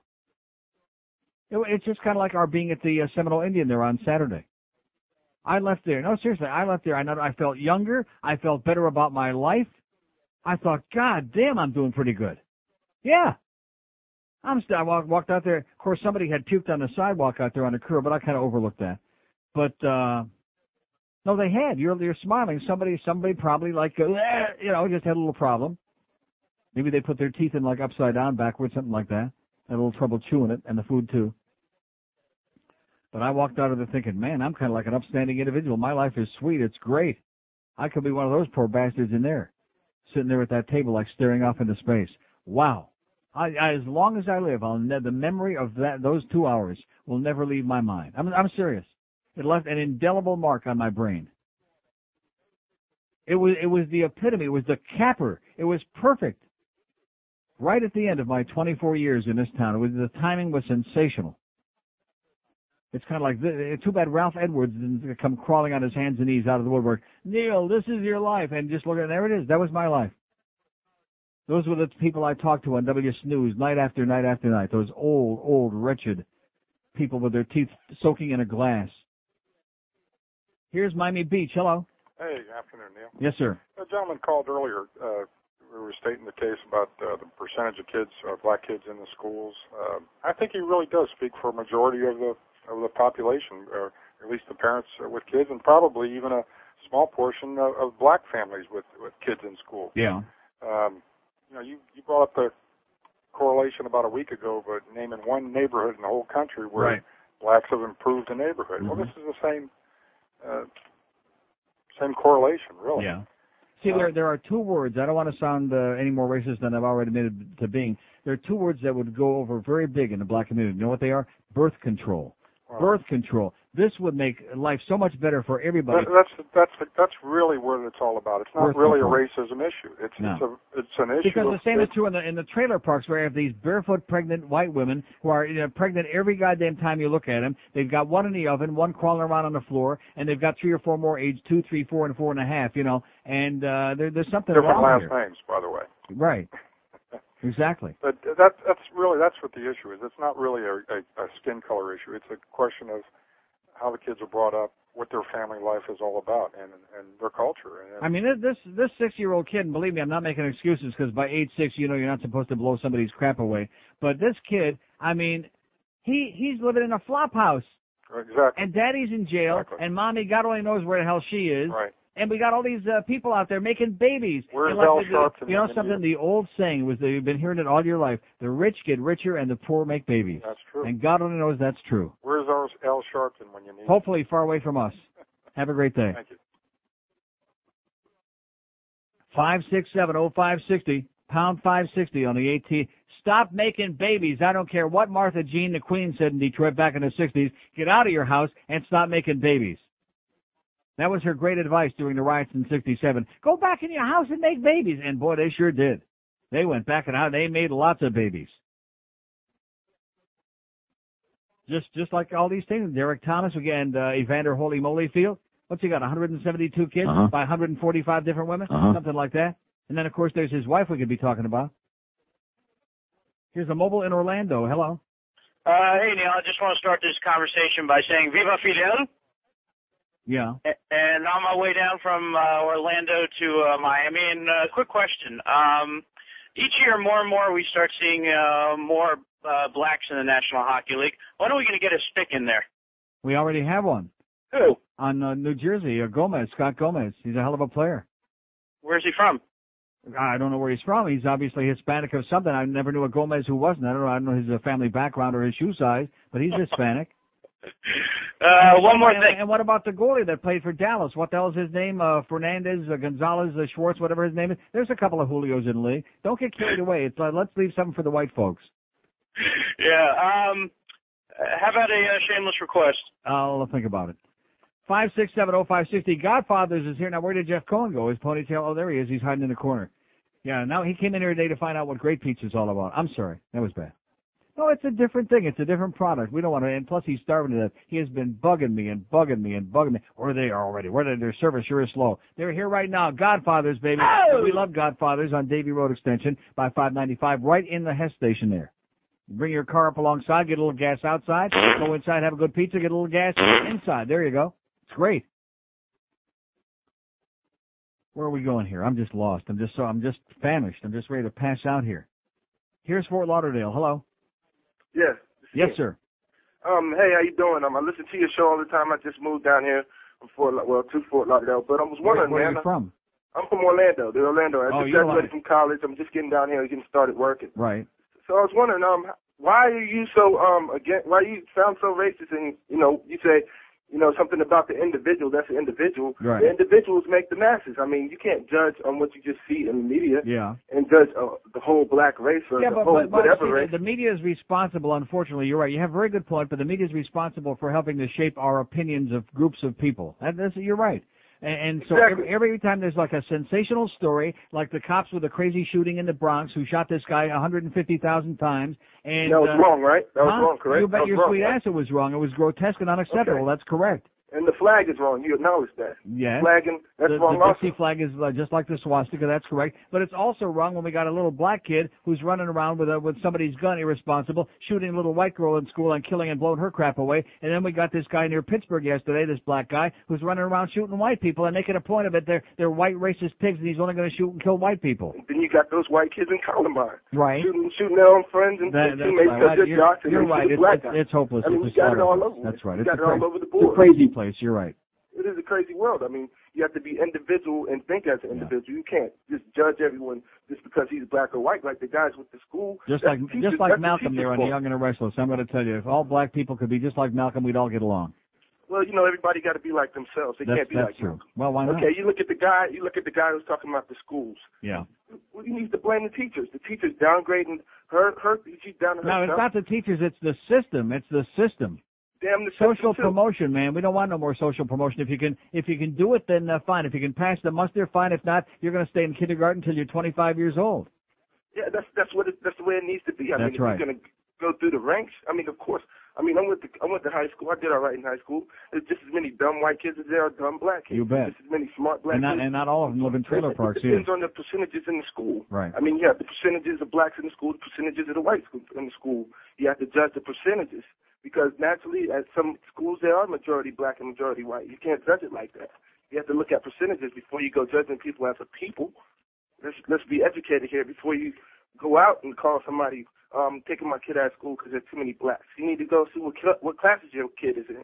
If he needs to be in the upper level class, put him in the upper level class. He'll get the same education. Okay. So on the parents. Gotta go. Have a great day, pal. You too, buddy. See ya. Okay, what do you say? Now, he's all right. He's a good guy. He makes some good points there, but the fact is that's that's all idealism. Now, am I getting any of this or what? Or am I just a spectator now? Oh. Oh, I'm going to put that back in the microwave before I eat it. Just relax. Just sit down. Eat. Just eat, okay? Please, calm down. 12:56 at 560 WQM. WQAM, Miami, Fort Lauderdale. It's the 1 to 2 hour. Hi, Vay. Today I'd like to read a letter that I'm writing to all white people today in the spirit of unity and understanding. Dear white folk, couple of things you ought to know. When I'm born, I'm black. When I grow up, I'm black. When I get sick, I'm black. When I go out in the sun, I'm black. When I go out in the cold, I'm black. When I get scared, I'm black. And when I die, I'm still black. But you, my white man, when you're born, you are pink. When you grow up, you are white. When you get sick, you are green. When you go out in the sun, you go red. And when you get cold, you turn blue. When you get scared, you turn yellow. And the happiest time of my life is when white people die, you turn purple.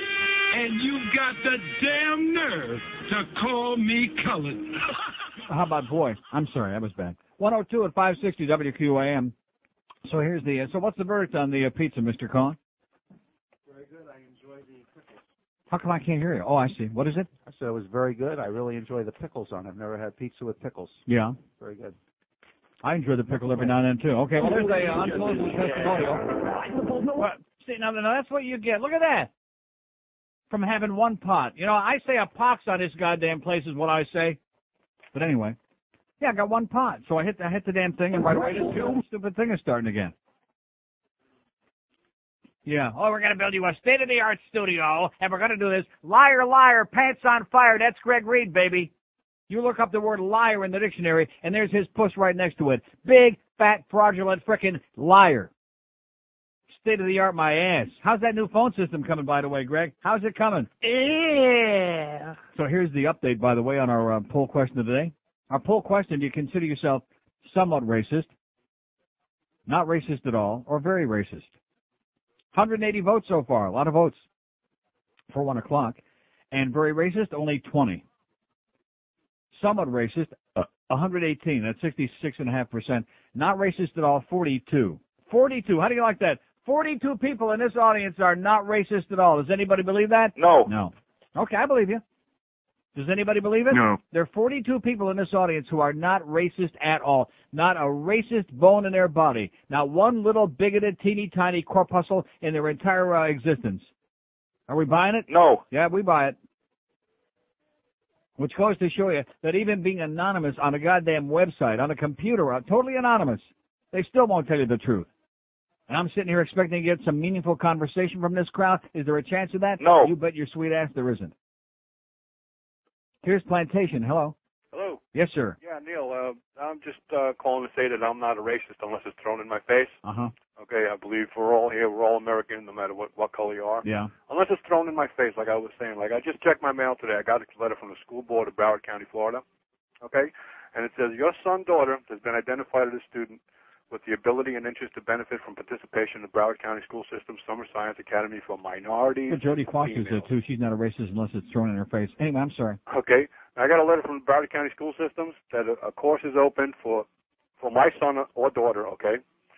And is open for minorities and females. What am I supposed to do with my son? He's white. Yeah. Okay, now it's blackface. thrown in my face, you know. Take a lesson from Al Jolson, man. I hear you. Little blackface, get your headlines. Look what it did for Al. Maybe, but then again, I'm Try Italian that foot American. polish. Look what it did for Reagan. I'm Italian American. Does that make me? Oh boy, you got real problems. I now. got real problems. Well, if you're Italian American, you should have connections. I'm Northern Italian. Oh, like I said. up near Amsterdam way. Okay. Okay, Luke. See you. Thanks a lot. Northern Italian up near Amsterdam way. Do we understand that? Yeah. 5670560, pound 560 on the 18. Well, I guess Milan, it isn't that far, huh? You can go like hike across the Swiss Alps. Here's the mobile in Davie. Hello. Hey, Neil, how's it going today? Pretty good. Oh, yeah, these callers are great, man. Better than ever. But the pizza's good from Godfather. Sensational. Yeah, I know. I miss Even them when Jeff they Cohen said this is some pretty good crap. I miss them when they left for a while, and I'm glad they're back, too. Mm-hmm. Hey, listen, you know, we were talking about schools and everything earlier on. You know, I keep getting these notes from, you know, my kids' school, and you know how you were saying how they just pass them through and stuff. And they Right. keep saying Social that he's promotion. failing. Yeah, they keep saying that he's failing. I took a day off. I went there, talked to his teachers and everything like that. I got another progress report, you know, just last week that said he was failing too, right? But he gets his report card in, he's getting C's. They're telling me that he's not doing homework and anything, but, you know, the average white person, you know, you can't fail those kids nowadays. So, you know, I just don't understand it. They socially pass him just because he's a white kid, but they're not giving him a good education, just pass him through the school. What does that mean? They're socially promoting because he's... How about the black kids? Are there black kids in his class? No. We just happen to be on the edge where they send him to like an all-white school, but then when he gets to high school, he'll be going to a 50-50 school. Well, maybe everybody just gets pushed on through. Just stop and think about that. Yeah, I just don't understand it. They worry you and tell you, hey, you know, your kid's failing, but then they turn around and give him a C average. I mean, that's kind of dumb. Dumb is the word. Okay, good luck, pal. Okay, thanks. Okay, there's this thing called dumpsters. 5670560, pound 560 on the AT&T line. Out of town line, 877-785-6340. We can't worry about educating the kids of this country. We can't worry about things like guns are being out of control when we have to build a stadium for John Henry. Now, see, the reason that they made you wait so long for the pizzas, they knew. See, there's a little psychology that if they waited long enough, no matter how it tasted, you'd say, God, this is great, because you'd be holishing over here. You'd be starving to death. And it worked like a charm. It was pretty good, wasn't it? Jeff Cohen said it was very good because he's a magnanimous kind of a guy, and he just likes to pass it around everywhere. He's not paranoid and insecure. He knows he's got a great product and a great joint and a great restaurant, too. With lots of free parking in front, by the way. And also I hear there a rumor that he's going to be putting in bidets in the restroom. That's the rumor that I'm hearing. So he can walk out of there with a squeaky clean rectum every time. That's the rumor I'm starting today. Rhymes with bidet. Here is Boca. Hello. Neil, how you doing today? Great. How's the pizza? Good? Sensational. Awesome. I just wanted to say how much I despise Sharpton and Jackson. Yeah. And I just wanted to ask you a quick question. I was having an argument. Now let me ask you, does that make us racist because we despise those two individuals? Well, not because of the color of their skin, but the way they Because they're seem to be assholes. lied. Because they're obnoxious, disgusting, pandering assholes, exploiters of human suffering, right. They love to manipulate the media. Exactly, and manipulate the gullible people. All right, now this is what I'm wondering. How do the reverends get to afford these nice suits? Where do they get their income? Do they where do they get all their money? What do you mean, where do they get their money? That's the best business going, tax-free, man. What are you talking about? Donations? Sure. Frauds. And they call themselves reverends. Right. I don't know. That's all I want to know. Jimmy Swagger, Jim Baker, Tammy Faye, Paul Crotch, Jan Crotch. It's all the same crap. Pat Robertson with a 700 Club. Unbelievable. Exactly. Thanks, Neil. Have a good one. Okay, get into business. Let's all become ministers. That's what I say. Oh! Yeah. Tax-free. Don't have to worry about the IRS. And, of course, Reverend Moon, you know why they went after him? Because they didn't like the slant of his eyes. That's why they went after him. Why aren't they going after all these other grave-robbing fakers out there? Like that Benny Hanna guy. 5670560, pound 560 on the AT&T wireless line. Only in the Banana Republic, baby. Only in Miami. Oh, I want a bank. Fiona Apple, she can get my pee-pee snapping in a happy way.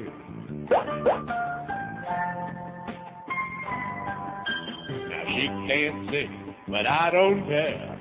I'd like to spend some time down there between her legs. Ooh, I feel the same about Mariah Carey. I'll bet that she can get real hairy and she has to wear. Now I would like to bang her too, but the line's too long and I might find loose change in her too. Britney Spears may be just out of high school, but I would like to give her a mouthful of my fatty boy. I think her music really blows, but I would like to noodle with her doodle hole. Ooh, I want to bang Fiona Apple with her tongue. By the way, I think we ought to check with Hank and see. Can we say doodle hole on the air? Is that permissible? Because I know Hank did say the word tits on the air 2 days ago. That was funny. But I'm not sure we can say doodle hole. Better check with the sports people on that. See, because this isn't a sports show. If it's a sports show, you can say basically whatever you want. Even you can even say that. Hank will be out at Doral today, by the way, between 2 and 6. And then we got the Hurricane Hotline at 6 o'clock. Big Drew, and I keep saying big. He lost a lot of weight. Luke Shambi, although I listened to him a couple of nights ago, he's still full of crap, but he's a good guy, full of crap. And then Eddie K at 10 o'clock. Yeah, there's a guy, speaking of a big guy, sits a few rows behind me up in the next section at the hockey games, came over to me last night in between the second and third period, and he starts telling me about how, he can't believe the Panthers were half a goal favorite in the game. He starts talking to me about gambling. So obviously this man doesn't listen to the show. Am I interested in betting on hockey? No. On football? No. Baseball? No. No. I mean, to me, that's one of the, I don't want to go into it. You know how I feel about that. Sad. See, when you're a real fan, there's enough stress in watching a sporting event without also having to worry you're going to cover some kind of a point spread and wind up making a few bucks or losing your ass. Here's Fort Lauderdale. Hello. Yeah. Yes, sir. All right, just got a comment. You guys forget this country was founded on racism. It breeds racism, and racism is going to be its fall. Yeah. We got to stop preaching hate and start preaching love. All this, You mean like the guy in Pittsburgh yesterday? Was he preaching love that was blowing up the white people, shooting them? See, there you go. What I'm saying is this doesn't help the situation. Instead of preaching so in other words, love. What does that mean, preaching love? In other words, y'all preaching hate. I'm not preaching anything. I'm talking the way people really feel. Yeah, okay. All right. So in other words, if I come on the air and I say, hey, love everybody, love your neighbor, that's going to happen. Is that what you're telling me, sir? That's what you got to start telling these people. This country was founded on racism, and that's what's going to be. It's the fall. We supposed to be proud of this country of freedom, love, and opportunity, but it's the This is the effect of what this country was built on. What are you talking about? Again, you're talking about stuff that happened hundreds of years ago. And it still affects us now. Look at the condition the country is in. Mm-hmm. Look at how people are acting nowadays around the world. It doesn't matter if the person is black. It doesn't matter if the person is white. It's wrong. Bottom line. What's wrong? What is going on? Well, what is going on? That's what Marvin Gaye wanted to know. What's going on?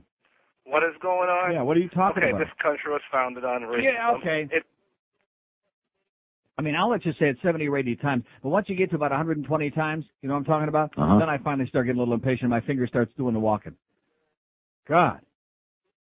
This country was founded on racism, and Thomas Jefferson had slaves, and that was like hundreds of years ago, sir. This is the year 2000, for Christ's sakes. We're in a new millennium, allegedly. Are we in a new millennium? No. Well, supposedly. Just go along with it. Just pretend. And this bull crap that we have to keep, paying for our ancestors, our forefathers and the 10 fathers. We got too many holy moly fathers running around today. That's the problem. Let me say it again, sir. Birth control, or is that with an F, with a TH or an F? Birth control. Just keep saying it, sir, and don't tell me to preach everybody love each other. You're living in a goddamn ivory tower. You got the wrong show, pal. Turn on Pat Robertson. Oh, that's right. He preaches everybody hate each other. Well, there you go. Here's a lady mobile in Fort Lauderdale. Hello. Hello, Neil. I just wanted to call in and tell you that today I found out some pretty bad news. I went to my son's conference with a teacher, and she had notified me and told me that he is a very intelligent boy, and that going into first grade, she's going to have him tested for a gifted program. However, she told me also that if there is a young black child who has the same score, that child will get the spot across before my son will. Why is that? Where is the equal opportunity? Why is that? Because of the color of his skin. Well, why is that? What law? Where does that come from? That's a good question. I'd like to know that myself. Yeah, but why didn't you ask her?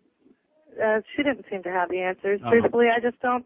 It puzzles me how everybody wants to know where the equal opportunity is, and yet here's my son, 6 years old, fully capable of being in a gifted program, and he's not going to get the spot because a black child, maybe a quota, who knows? But I think it's pretty unfair. Well, good luck to you, sweetheart. Thank you. You'll need it. See, they could both probably get a spot in the gifted program without having to choose between one or the other if we just stopped wasting money on crap. I mean, I sit in that arena last night, and I love my hockey, and I love the Panthers and the Maple Leafs. It was great, seeing them again this year, but I could live without it. There's all that tax money they want to spend a place that's like half empty. I mean, I want to tell you right now, the average crowd we're drawing in that place is like 10, 11, 12,000 now. Weekends better, not full except one game. Weekends better, but weeknights we're getting 10, 11, 12,000. Some nights like that stupid Monday experiment they did on that one the President's Day, maybe 9, 10,000, maybe.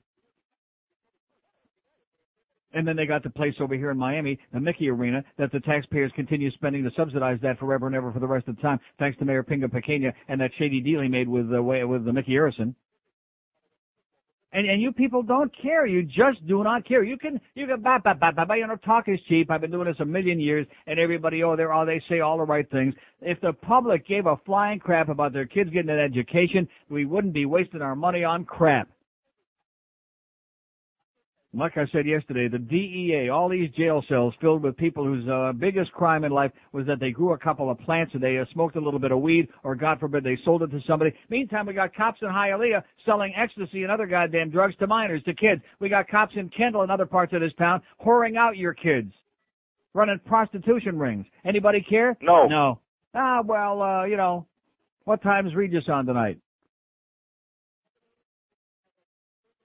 That's the reason for the fall of the country, not because of racism, but because of stupidity. Stupidity. As in... Stupid, idiotic jerk. Right. About 200 million of them, I'd say, being generous. Here's a mobile in Fort Myers. Hello. Hey, Neil, how you doing? Okay. Hey, speaking for the two of us that listen to you over here, yeah, we're both racist. Okay. Well, and, that's no surprise. Hey, and I got a good living in Fort Myers without being a good racist. Yeah, I know. And I got a good way to improve Peter Worrell and for the Panthers. Yeah, okay. 5670560, pound 560 on the AT&T line. I told Peter if he just lightened up a little bit, he'd be okay. Out of town line, 877-785-6345. Here's Miami. Hello. Hello. Yes, sir. How you doing, Neil? Great. I was just calling to find out. I heard that there was a stabbing in Palmetto High in Kendall. Yes. A girl stabbed the guy. Yesterday, Do you know any more information about that? It was on the news. It was? No, because I just found out. I wasn't sure if it was true, so I was deciding to call you to It's find true. out. And by the way, they were both black. If that's what you're driving at. Is that what he's driving at? Uh-huh. I'm sure it was. You feel better now? 5670560, pound 560 on the AT&T line. Out-of-town line is open if we got anybody out there like in Palm Beach, like in New York, like in Chicago, like in Eau Claire, Wisconsin. 877-785-6345. Here's Boca. Hello. Yeah, you like Jesse Ventura for president, Neil? No. No. 5670560. And by the way, I hate to break the news to you. He ain't running, moron. Here's Fort Lauderdale. Hello. Hey, Neil. Yes.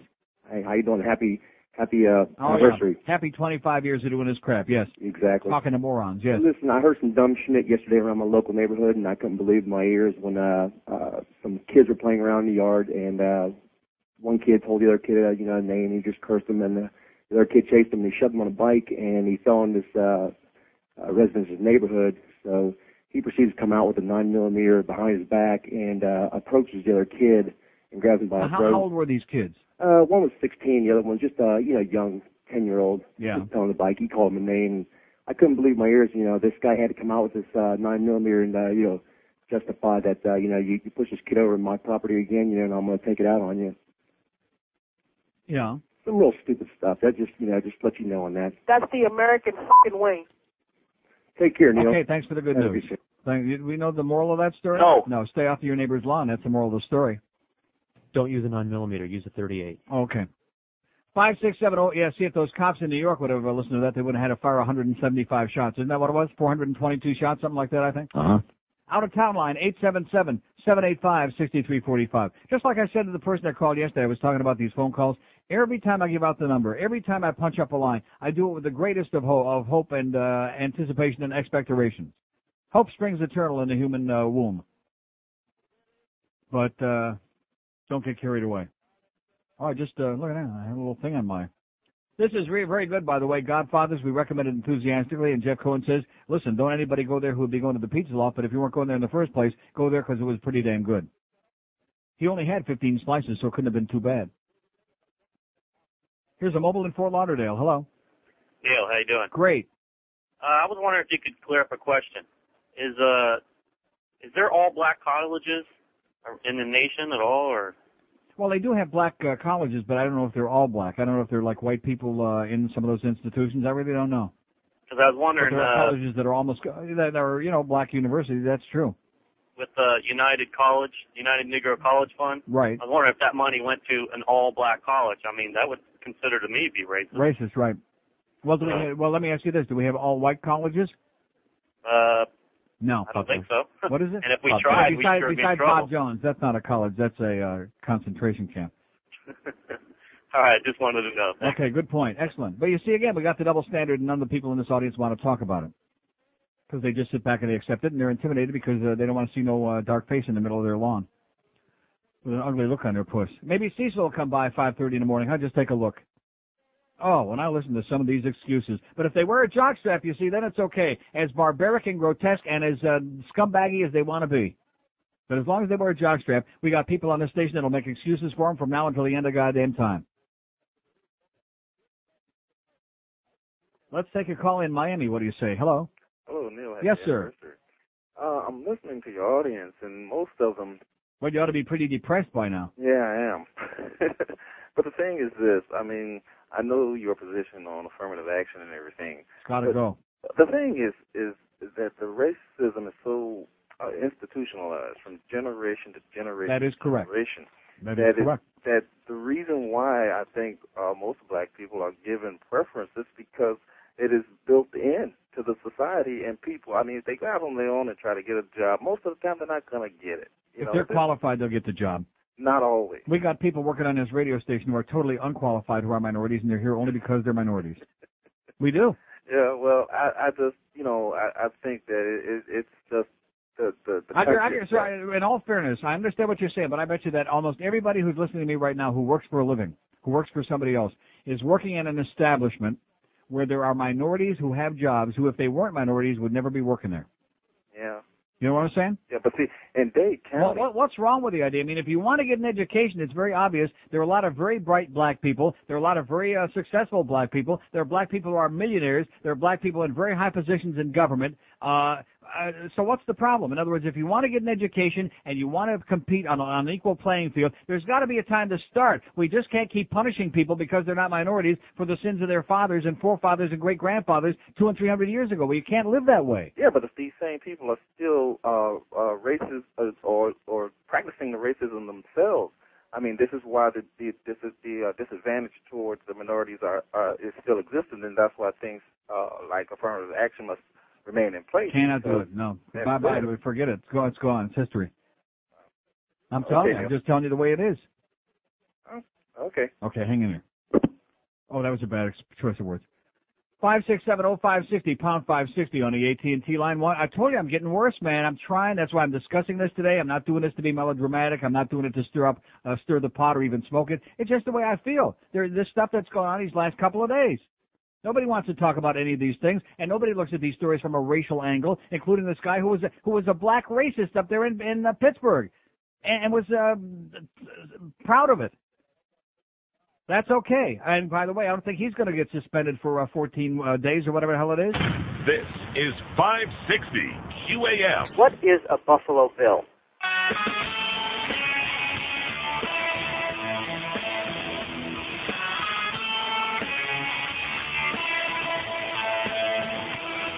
If God had a bomb and took a hit, then would he act like Cheech and Chong and get the munchies and make brownies filled with hash? And would he share it with Jesus and the saints, those pious potheads? And yeah,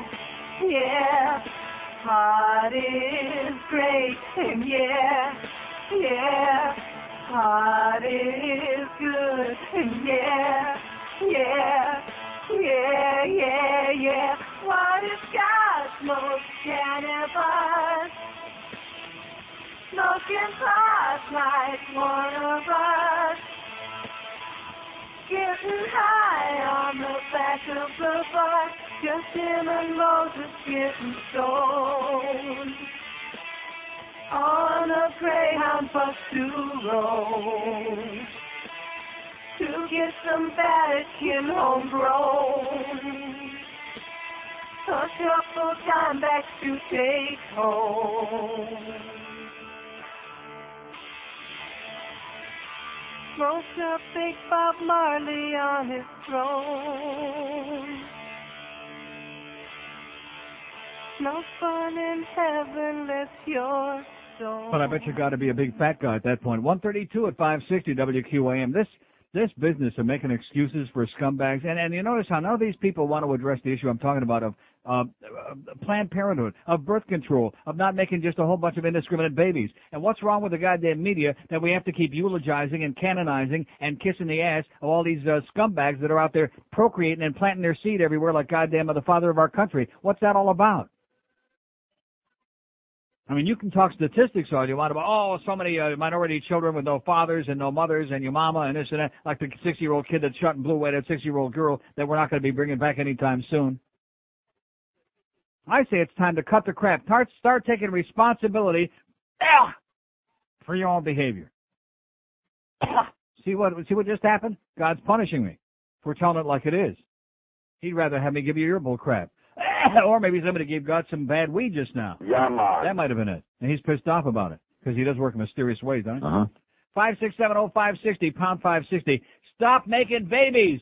All you schleppers out there. All you irresponsible maniacs out there. Oh, well, he only had 7 children by 5 different women. But he was a hell of a guy, and everybody, okay. Good for him. Here's a call in Naples. Hello. Hey, Neil. Yes, sir. Yes, sir.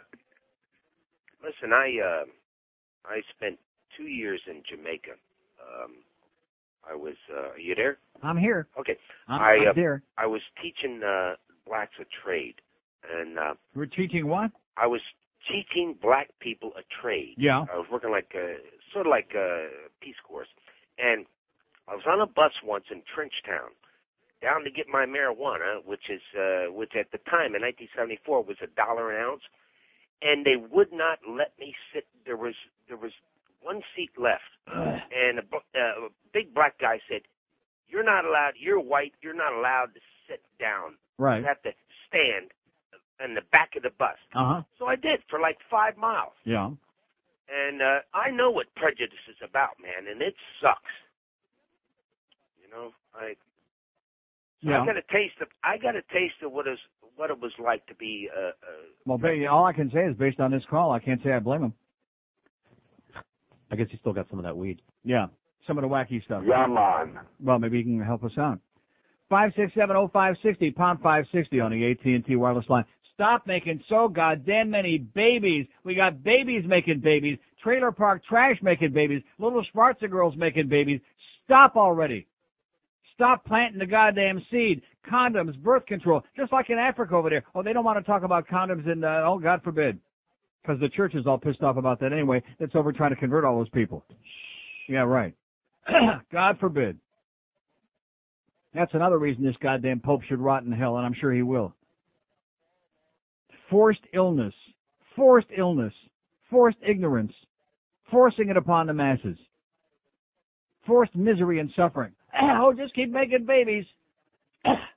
What? Man, guess what? What? No, that ain't going to do it. I got a piece of meat in my mouth, in my throat. Okay, wise guy. You don't usually do that during the show. Not if Miguel ain't around. 5670560, pound 560 on the AT&T line. No, seriously, I got a little, I think they're trying to kill me over there. Maybe it's the Godfather. You think he could be trying? Uh-huh. Yeah. Here's a mobile in Miami. Hello. Yes, Neil. Yes, sir. Father God. Listen, I grew up, my dad was a firefighter for the city of Miami. And in 1977, I went down and I took the fire test and to become a firefighter. I scored a 94 in the first You test. took the fire test? Yeah, test to become a firefighter. What do? You have to start one? No, they can test, how big your hose is if you really want to. Oh, I see. And I failed just by a little bit. Got to slide up and down the pool a couple of times, huh? Exactly. I got it. I didn't have enough. But they were taking people below me with scores of 79, 80s, and 82s. And the only reason why I didn't get it is because my last name, George, wasn't Rodriguez, or I didn't have the black color skin, or my skin wasn't Asian colored. Yeah. Or, it burnt me to a crisp. So I said, all right, I took the test again. I scored a 98 out of a possible 105 points. Wow. And they were still taking people below me in the 70s and 80s. My dad was a firefighter for 35 years. He had I got news for you. Maybe if you would have waited at the bottom of the pool till they all got on first, there wouldn't have been nobody below you. That's right. Or if I would have said, no, seriously. And it was just, it galled me to no end. And my dad tried. He knew the chief. He had a little bit of pull. Like I said, after 35 years, you get some. Yeah. And, it didn't matter. That was basically, hey, you're not the right color skin. Now, you talk about reverse discrimination. That's 100%. But let me ask you a question. Did I get my gun? Did I go out? Did I start shooting up Asians and blacks and Hispanics? No. Like an idiot, I sat down idle and says, okay, affirmative action. I was a pussy. I shouldn't have done it. Yeah. But, that's just... It's all over now, man. It is. Well, I hope so. Those days are over. They're rapidly coming to a screeching halt, and God bless America. That's all I can say. Long overdue. Thank you, God. Well, it just makes sense. Punishing people who are born today because they don't happen to be a minority is equally unctuous as punishing people 50 or 100 years ago because they were. No more discrimination, okay? Let's have competition based on education, based on qualification, based on I can do the job, thank you, better than anybody else. Okay, fine, you're hired. Period. And if you apply for a job and you can show me that you are more qualified than somebody else and you were rejected because you're a member of a minority, then file a lawsuit. I have any problem with that. I'm not for being excluded because you're a minority. But don't tell me that you're going to stand in line in front of me, even though you're out dumber than sawdust, just because the color of your skin is a few shades darker or your last name is Gonzalez or whatever the hell it is. I don't give a crap, and neither should anybody else with a brain. got to sacrifice how many generations of people because of the fact that now we're trying to compensate for crap that was done 100 years ago and 50 years ago and 200 years ago. If that's the case, let's give all the Jews and the fags all the jobs. What do you say, huh? We've been discriminated against and still. Oh, they already got all the good jobs? 21 till 2 at 560 WQM. The hurricane fucking blow. All right, come on, everybody. Yo, look here, man. We gonna play a game.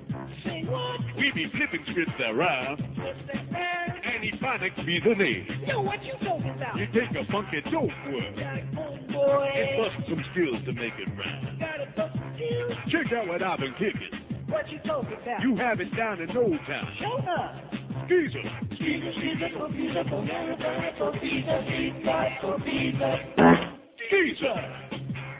Let me do homie.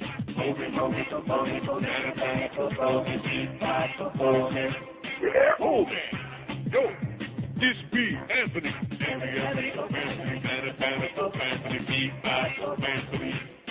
Anthony. Who's that hoe?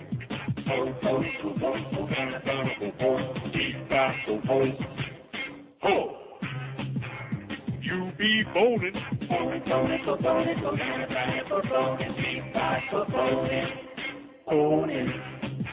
Now try your luck with fuck.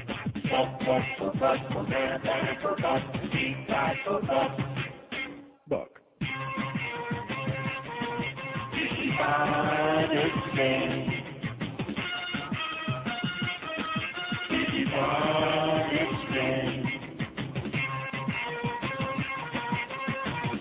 I'll give you an even better example, and forgetting about race, okay, of my bigoted feelings, is seeing people with all kinds of, like, body jewelry and nose ring. And Dennis Rodman's a good example, but, of course, he's black, so I guess he's a bad example. But I would say he epitomizes.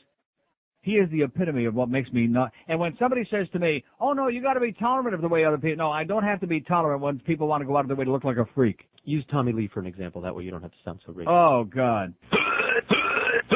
Yeah. Rings out of every body part and just looking like something that came from outer space, and it makes me almost physically ill. It makes me nauseous. And please don't tell me that in order to be, like, politically correct, I have to say, oh, gee, don't they look great? Isn't that interesting? Aren't they, whatever they're supposed to be? Smarmy?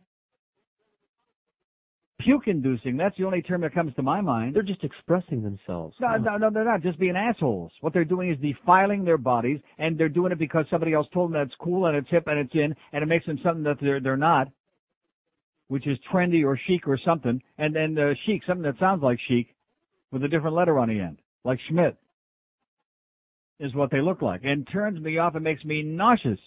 Just like the Rasta here. You know, I'm sorry. That's just my thing. Oh, yeah, but that's an ethnic thing. Well, you know something? That's all I can say. Makes me physically ill. Oh, you can't say that. I just did get through saying it because I'm one of the few people who will be honest about it. The rest of you, most of you are full of crap. Just like our poll we're taking. I'll be more than happy. I'll bring the numbers in the morning, and I'll dignify you and read them on the air. Am I going to believe them? No, of course not. It's just shocking to me when you're given the opportunity to really express yourself, you won't do it. Because you've been so conditioned into being politically correct. There are certain parameters, and you can't go outside the boundaries of those parameters, or otherwise, oh, gee, I'm going to sound like some kind of a, well, real human being with real emotions and feelings based on my real experiences. Not just because I lived in the goddamn woods or the hills in Aintree all my life, and I never met anybody, who wasn't exactly like me, like a mugwump. It just makes me want to vomit. So if you want to walk around looking like a freak, don't call me a bigot because I don't accept it. Because I tell you, and of course if you don't care, that's fine. That's okay. Here's a lady in Boca. Hello. Uncle Neil, hi. Yes, ma'am. Happy anniversary. Thanks. First of all, I'd like to say that our pinhead Governor Bush, the only thing that pinhead has ever done right is want to end affirmative action. Right. Because really, we're not Cuban Americans. We're not black Americans. We're not purple Americans. Yeah. We are just American people. We need to make our country number one again and not number 25. Make our country number one in what? We already are number one in shootings. In We're schooling yeah. and in knowledge. I mean, the world is very competitive. And we're just losing the edge. When were we ever number one in knowledge, in intelligence, in education? What was that? Well, I must have missed then. Yeah, I must have skated right on by. I must have slept through that day. At least we can strive to be that. At Yeah. least we can try to teach our children, no matter who they are, what they are, where they come from, that everybody has an equal opportunity. Yeah. It's supposed to be equal for everyone, and just because I'm white, why should I be discriminated on? Right. Amen.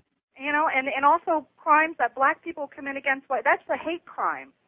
Just like somebody, if I commit a crime against a gay person, that's a hate crime. Crime is a crime. They're all I'm not into hate crimes. As far as I'm concerned, a crime is a crime. That hate crime is the most stupid thing I ever heard in my life. I think it's just a phrase that they use. I mean, my God, everything is. You know something? If they call it a hate crime or not, you're just as dead one way or the other. Absolutely. What Never about mind.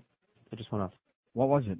Oh, it was really good. Okay, For you. sorry. Okay, listen, have a great day, sweetheart. Thank you, Neil. What did I miss? Some young guy taking his shirt off on a soap opera. Oh, see, George is always trying to cover my ass, so to speak. Always trying to make sure it's gone. They went to a commercial. I'm sure they'll come Well, back what to channel is it on? it. Days of Our Lives, whatever that is. Oh, 989. 6. Oh, yeah, Days of Our Lives. There's a lot of fine-looking people on that show. Male, female, some we're not really sure of. A lot of good-looking people. And guess what? What's his name is still running around there? I think they're going to go Stop swimming. it. I don't know who any Huh? of these people are, but they're... What's the crazy Russian mafia guy that's on there? What is I his have name? no idea. Huh? And then we got the guy that used to play the farmhand, and now all of a sudden he came back as somebody else, and yeah. But Doc, she's still on there. Good old Doc. She on there? Days of Our Lives? How about McDonald Carey? Let's say we bring him. And I thought that his wife died, Alice. Well, not that I had any malice toward Alice, but I thought that she was dead or in a doornail, Alice. In one of those days, I was sick a few weeks ago, and my kishkis were twisted inside out, and I'm sitting at home watching all these soap operas because there's nothing else on. And there's Alice Horton on there again. Let's hear it for Alice, baby. Oh! She's only 175. She'd have been great at Seminole Indian that Saturday, by the way. She'd have been probably the youngest one there. 150 at 560 QAM. This is 560 QAM. All your play-by-play is right here. Curry scores! Sports Radio 560 QAM. Number one, damn it!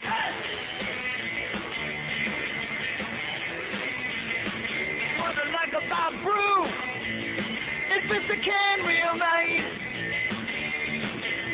Tell me I'm the only one that can't stand it when it's light. Yeah, this last band lines are different brands, and I'd drink more if I had more hands, 'cause it's true.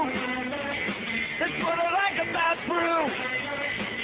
What I like about brew, I think it makes you smarter. Oh no, don't you know it even made Budweiser? Yeah, you wanna get me through the college years? Give me a cheat sheet and a case of beer, 'cause it's true. That's what I like about brew. 155 at 560 WQAM, 5670560, pound 560 on the AT&T wireless line. Here's Hollywood. Hello. Hey, Neil, how are you? Great. Hey, I used to live in Fort Myers, and obviously a better living over here. But I did a lot of business in Immokalee, and you asked about Immokalee earlier. It's not Indians and rednecks, believe it or not. It's the Mexicanos. Yeah, there's a lot of the tomato pickers. There's a lot of the migrant farm workers there. Yeah. And that's the majority of the population in Immokalee. Yeah. There are some Schwarzers there. There are all sorts of, there are rednecks, but they're few and far between. They're the owners of the farms. Yeah. The majority is the Mexican I'm farm just workers. watching this Days of Our Lives right now. I'm sorry, I wasn't paying attention to anything you were saying. It's okay. I'm a little tongue-tied, but nevertheless. And I agree with you. The only thing Bush has done that's good for this state is the Look one at that. I Florida think it plan. just got wet. What is it? The one Florida plan that Bush, Yeah. it's not the only thing that he's done. That's right. Let's nail that on his ass and say, nice going there, Jeb, and then pack him off to someplace else. Exactly. He Take and care, his, he Neil. and his brother can run off in the hills. See you. Yeah, they can run off the Aintree together. Oh, my God, look at this. This got something something for everybody in this scene. Talk about taking a little dip. I'm feeling a little drip right now. Oh, man, I'm getting choked up about this scene. What do you say, 1 inch at a time? Is that what he just said? Uh-huh. Something like that. Uh-oh. Look at those bubbles. Somebody just poured in the water. Well, isn't this lovely? I always like that, Days of Our Lives, even with or without that crazy Russian mafia guy, whatever his name is. Told you liked that show. Oh, and George, when I was going on my vacation, so I'm driving to the airport that day, and one of the inane things George is talking about is how when he was homesick, Crystal forces him to watch all these soap operas and how soap operas are horrendous and they're unreal. They're not real. There are no TV shows other than the news magazines. There are no TV shows that have anything to do with reality. That's why TV is escape. I think it's far-fetched. The way they talk, the way was that far-fetched, what we just saw on air? It's fetching. It looked pretty real to me, I'll tell you that. Here's Miami. Hello. Neil. Yes, sir. The problem is that in America, the only group that isn't considered a minority are white Anglo men. Everybody else, you can make a case that they're a minority. And where do you see those? You mean white heterosexual Anglo men? Yeah, there you go. Yeah, okay. Look, let's narrow it a little bit more. Mm-hmm. And where do you see the U.S. Census when they come out with all the different check boxes that you're going to check off to identify? I'm just checking one. It says Nunya. What your race is and your color and all that. Yeah. And I'm not as optimistic as you that affirmative action and all that stuff's on the way out. It's on the way out. Believe me. Well, I'm telling you. It'll be a great day when it's finally dead and I buried. mean, even when Democrats are saying bye-bye, bye-bye to welfare, bye-bye affirmative action, we've turned the corner, sir. We've turned a corner to a new life because people aren't going to tolerate it anymore. You think so? I know so. People are not going to put up with it. Well, I'm glad I'm a small business because the smaller you are in business, the less government intervention you have to worry about. Exactly. Have a great day. Well, I should be pretty safe then because you can't get any smaller than this. Where are we going? To a mobile in Miami. Hello. Hi, Neil. Yes, sir. I think that we're in trouble as a race because we forget our past. I mean, we do forget our past. We? The human race. Look at the Holocaust. That the German Nazis they arrested in South America. Eichmann, it was in the Herald yesterday, recalling the horrors that occurred. Yeah. I mean, those are humans doing things to humans. I think the Israelis did a pretty good job with him. You won't see him no more. We're in the course that we're on. We're going to end up like that. Just like destroying each other. We're going to do what? The Holocaust was